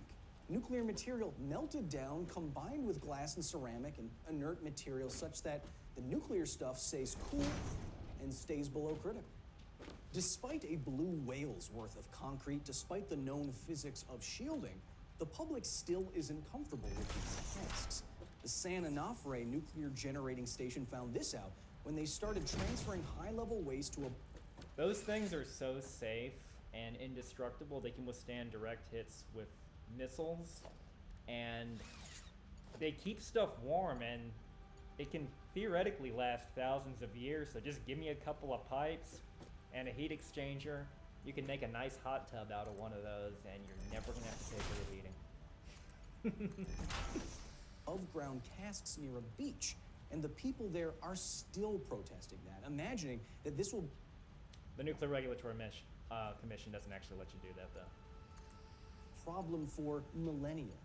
However, what they may not realize is that the vast majority, over 95% of all nuclear waste, has a short enough half-life that it can decay on-site to the point of harmlessness in the lifetime of a power plant.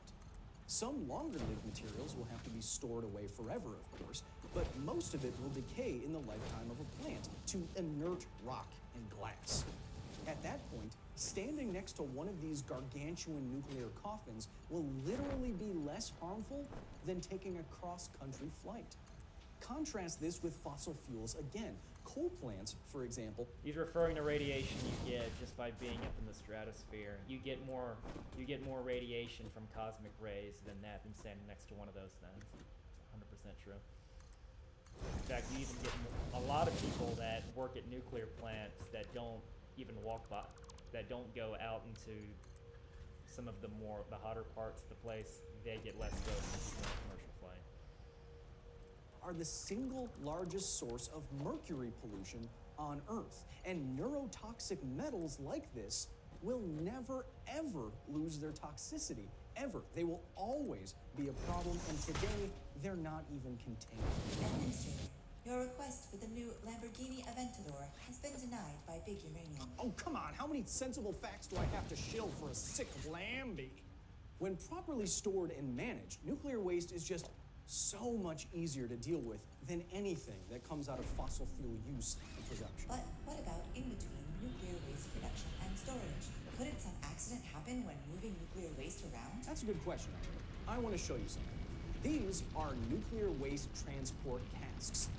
These are what we use to put nuclear waste in and move it from site A to site B or what have you. Now, for all intents and purposes, these are indestructible.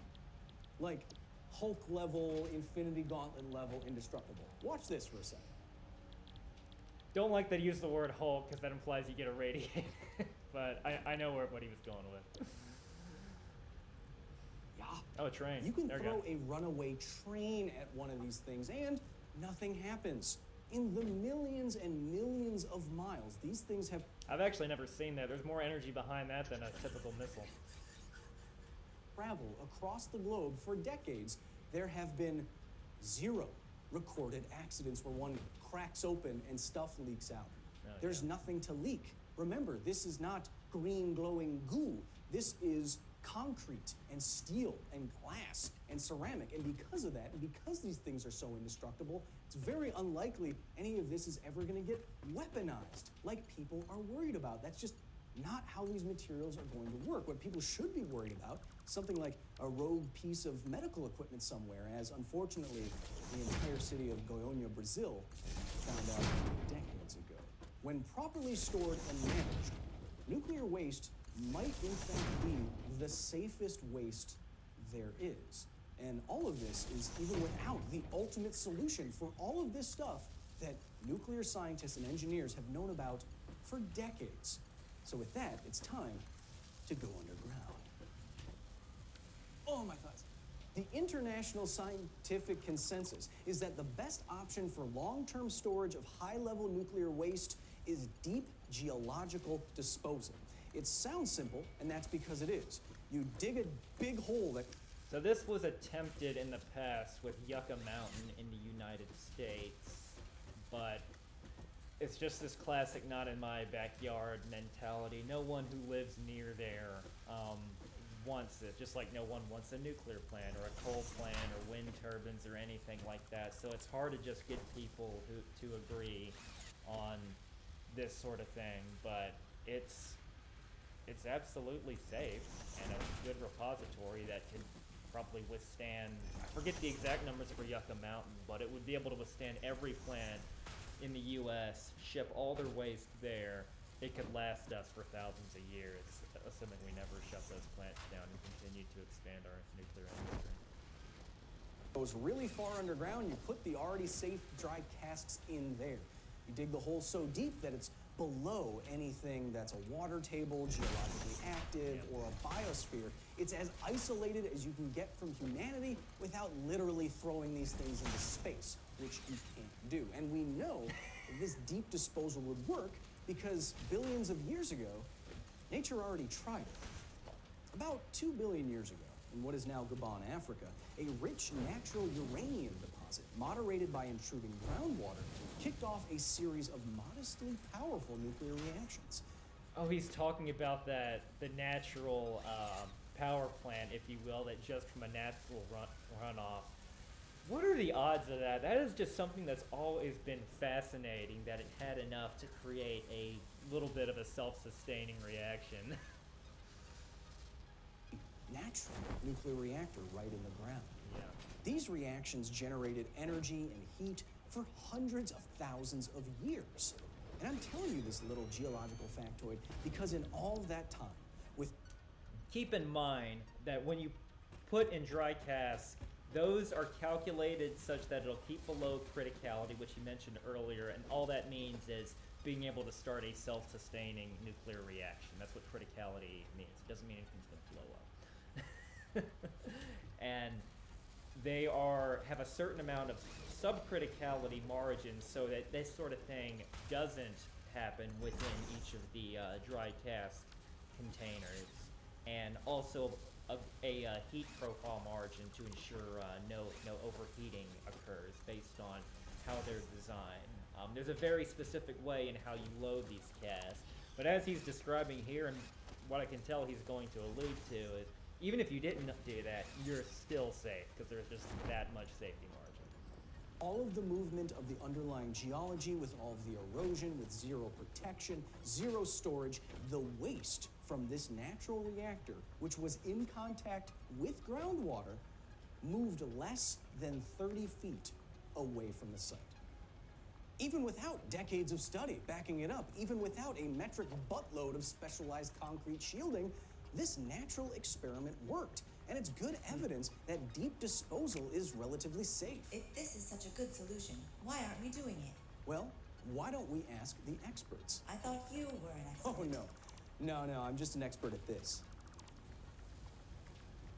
To make sure I got the facts in this program right, I spoke with the scientists and engineers over at Deep Isolation, the world's first private company to make advancements in a very promising twist on deep geological disposal.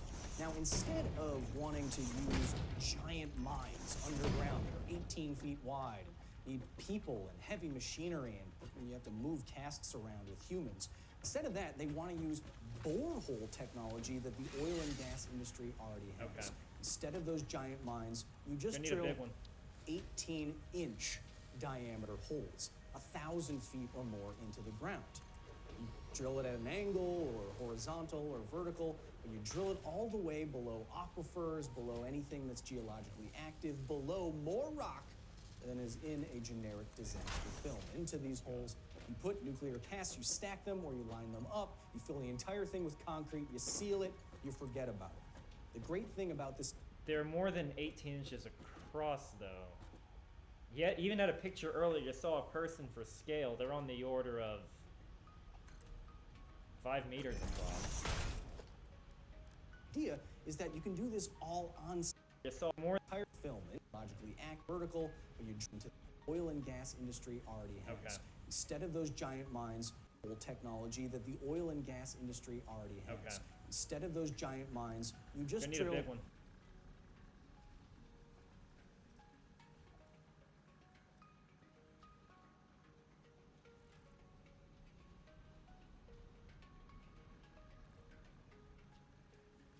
...18-inch diameter holes, 1,000 feet or more into the ground. You drill it at an angle or horizontal or vertical, but you drill it all the way below aquifers, below anything that's geologically active, below more rock than is in a generic disaster film. Into these holes, You put nuclear casks, you stack them, or you line them up, you fill the entire thing with concrete, you seal it, you forget about it. The great thing about this... They're more than 18 inches across, though. Yet, even at a picture earlier, you saw a person for scale. They're on the order of 5 meters across. Idea is that you can do this all on site at a nuclear power plant. Deep Isolation estimates that it would take just 20 of these size holes, you can find the space somewhere for that, to contain an entire nuclear power plant's lifetime's worth of nuclear waste, which means... Maybe he's talking about having them in, like, each fuel assembly, but even fuel assemblies are more than, I don't know, unless he says something different, 18 inches doesn't sound right. No single large repository somewhere. No single national site where taxpayers would have to pay for it and accept it. Not accepting it is exactly why a project like the Yucca Mountain repository died. According to Deep Isolation, geologic disposal is robust enough to survive earthquakes, ruptured canisters, and broken seals. This is simply a benefit of just being so deep underground. Funding exists right now to try something like this, and Deep Isolation has done its own polling to suggest that most of you would be much more comfortable knowing that a million-year solution like this was up and running. Look, again, I'd be comfortable using him as heaters for people's hot tubs. Partially making this video because, yes, I am pro-nuclear power, but I'm mainly making it because this is a perceived, imagined problem that has an easy solution that's staring us right in the face. We have the funding. Thank you for saying that. There is a huge difference between perceived risk and actual risk associated with nuclear. Another example is people are more afraid of dying in an airliner crash than they are in a car wreck, even though I think you're about 1,000 times more likely to die in a car wreck. We have proven technologies, we have scientific consensus. The thing that's holding us back from storing all of the nuclear waste in the world right now is you.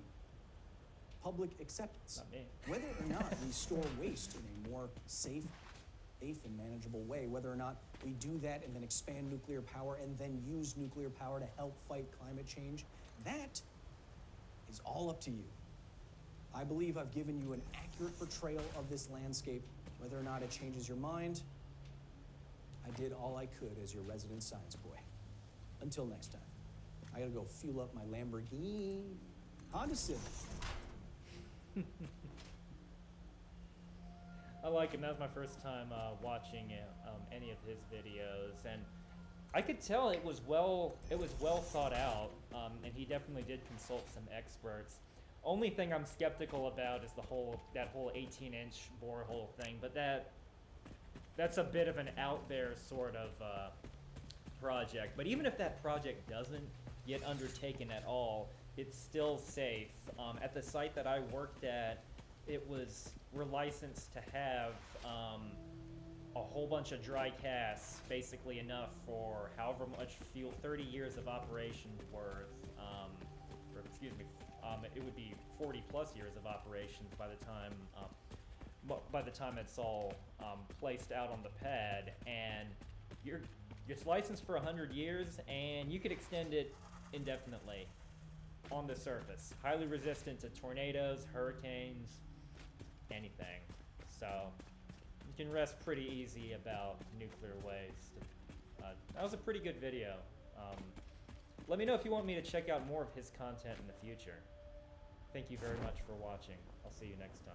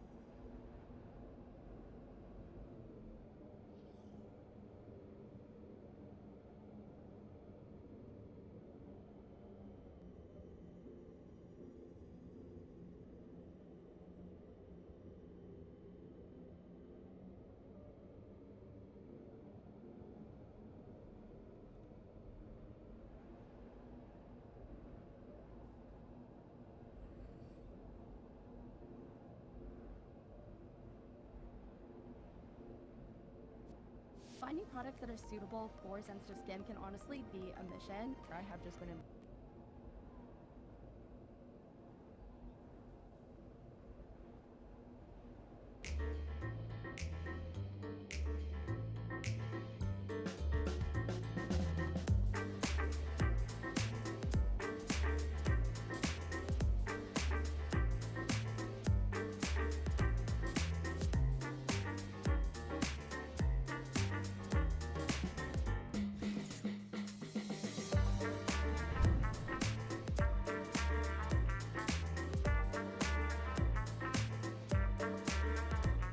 Hello, I'm Adam from No Rolls Barred, and welcome to Board Game Club, where the first rule of Board Game Club is if the train doesn't stop at your station, it's not your train. You can still try and get on it, but it might kill you. Every week we gather a group of our friends here at Draft Board Game Cafe in London to play a board game to show you how much fun board gaming can be. This week we're playing Vagrant Song, designed by Matt Carter, Justin Gibbs, and Carl Rowan, and published by Weird Miniatures, who also sent us a copy. Thanks so much. Been very excited to try this one. Vagrant Song is a co-op game, so we all win or lose together. We'll each be playing vagrants, taking part in one of the game's many scenarios. It's a campaign-style game, and in each scenario, you take on a boss, a ghost referred to in the game as a haint. Now we'll be battling the boss, trying to restore its humanity and help it pass on safely to the other side. We'll be fighting them in this train using our characters' coins. Now we'll start with 3 coins, and on our turn, place those coins on spaces on our character board, including maybe some skills that we want to use. Now, how powerful those actions are going to be depends on how many coins you spend on that action. For example, if you spend 2 coins on move, that means you can move twice. Or if you put 2 coins on the fight action, because often the best way to remind a spirit of its humanity is to biff it on the nose, then because you put 2 coins, that means you'll roll 2 dice or bones to try and hit the number needed for success. That would be a 5, that would be no success. Other actions include trying to heal up, investigating certain story moments on the map, or rummaging, pulling tokens from this bindle that will hopefully help us out. This is just, it's really cute. After each player's turn, the haint will act pulling tokens from the bag that will tell us what action the haint's going to try and do. It's going to try and move through us, haunt us. It's trying to reduce our humanity while we're trying to raise it. When one of our vagrant characters loses all their humanity, they flip to their westbound side and gain different spooky powers. However, if all vagrants turn to their westbound side, we lose. If we raise the haint's humanity up to this marker, which is set by the scenario, then the haint will break a certain number of breaks and we will win. Now there are more rules, we'll cover those as we play. Let's dive in and try and bust some ghosts. Will bustin' make us feel good? Find out as we play Vagrant Song. Ooh, joining me for Board Game Club this week, I am joined by Laurie. Hello! I am joined by Sullivan. Hello! And I'm joined by piece of shit Brooke Bourgeois. Boo. A boo. A boo. Nice to see you, my lord. If I am a little brusque with you, it's because last week in Western Legends, you shit on my dreams. Mm-hmm. And mine. And yours. And mine. I thought Brooke played a blinder. It wasn't me. It was Wild Bill Hiccup. Point is, you want to see that nonsense, click there. But you're watching a video all about Vagrant Song, which is a cooperative game. I don't know what you could possibly mean. Wild Bill Hiccup, played for a tea. We're going to be playing Vagrants aboard this runaway train. But the problem is this train is infested with a ghost. Oh, stupid ghost! Always causing delays. Or as it's There's called... ghosts on the line. As it's called in the game, a hate. These things will be moving around, trying to haunt us, trying to turn us into spoopy boopy ghosts. Spoopy go boopy ghosts. Yeah. They're spoopy, but they go boopy. Look out! Spoopy boopy. So we are going to be trying to raise its humanity to 12. When that happens, their humanity will break. They'll start to break through to the other side. We have to do that basically 3 times. In each round, one of the vagrants will have a turn, then the haint, then another vagrant, then the haint, another vagrant, then the haint, the last vagrant, then the haint, end of round.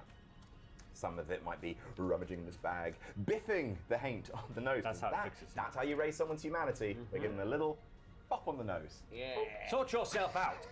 Become a human. Get a hold of yourself.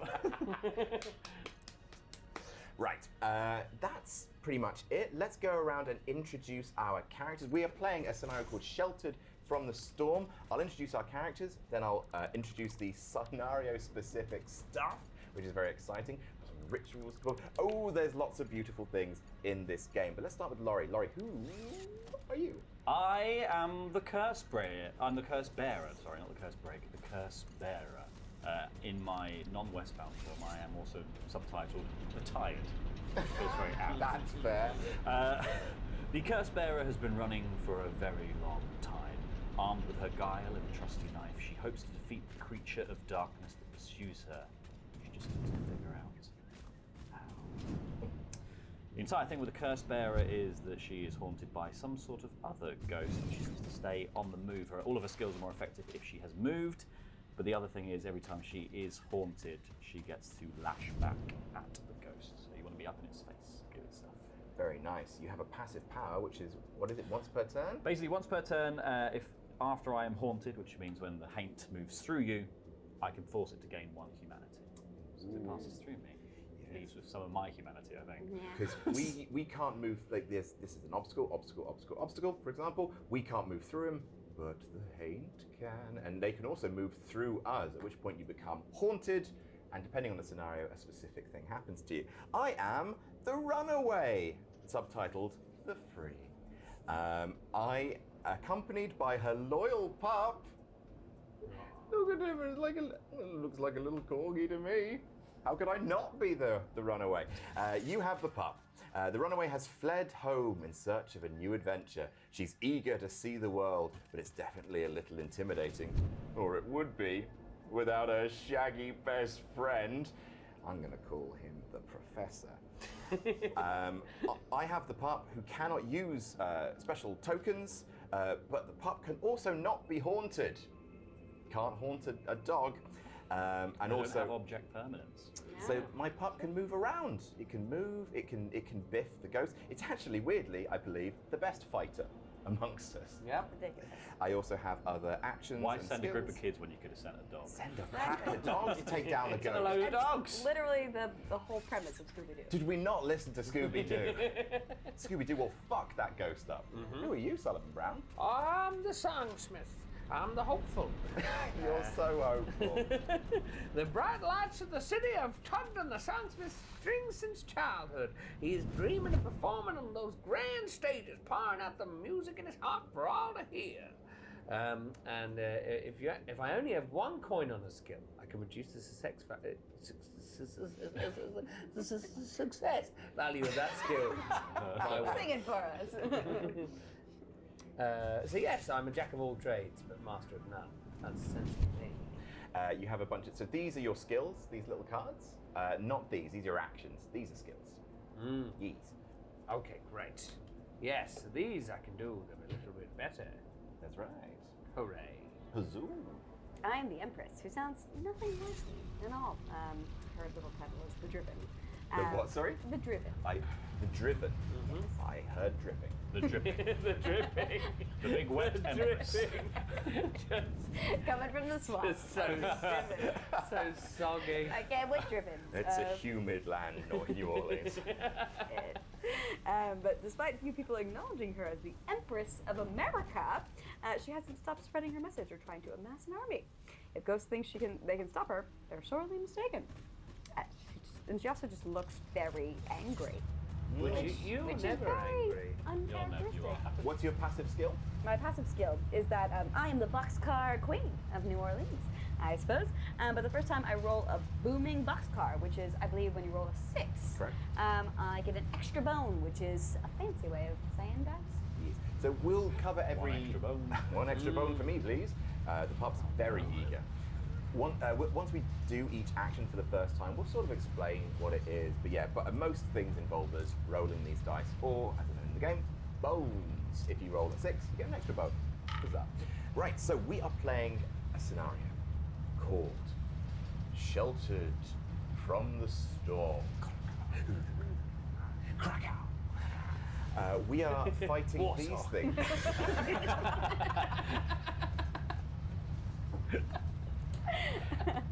I love a good Polish joke.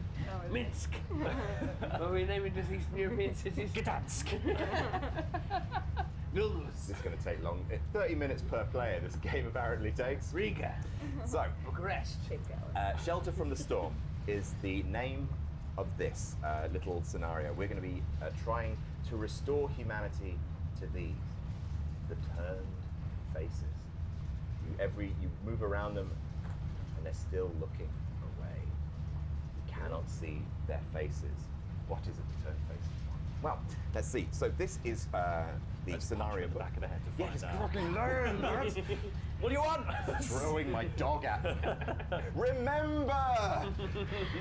Right, so let's read the scenario introduction before we begin. It's called Hurtin' Since Hazelhurst. You're just one from a handful of train hoppers trying to find shelter from the storm. You don't recognize any familiar faces. And come to think of it, you don't even remember seeing them hop on the train with you. But every one of them swears up and down that they just got here. And based on your own experience, you can't help but believe them. The strange thing is that everyone seems to be from a different part of town, or towns, places you've never even heard of. New Orleans. What? After a few handshakes and howdy-doos,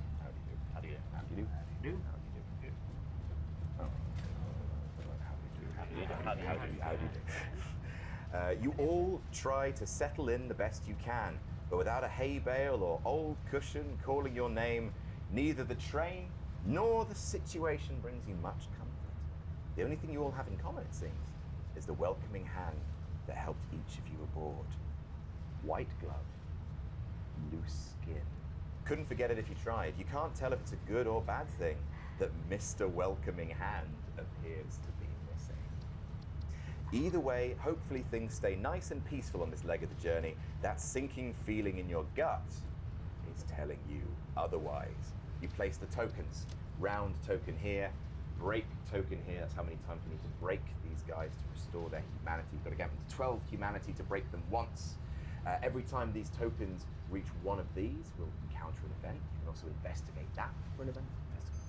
Once the players are ready to begin, we have our rituals. Rituals, yes.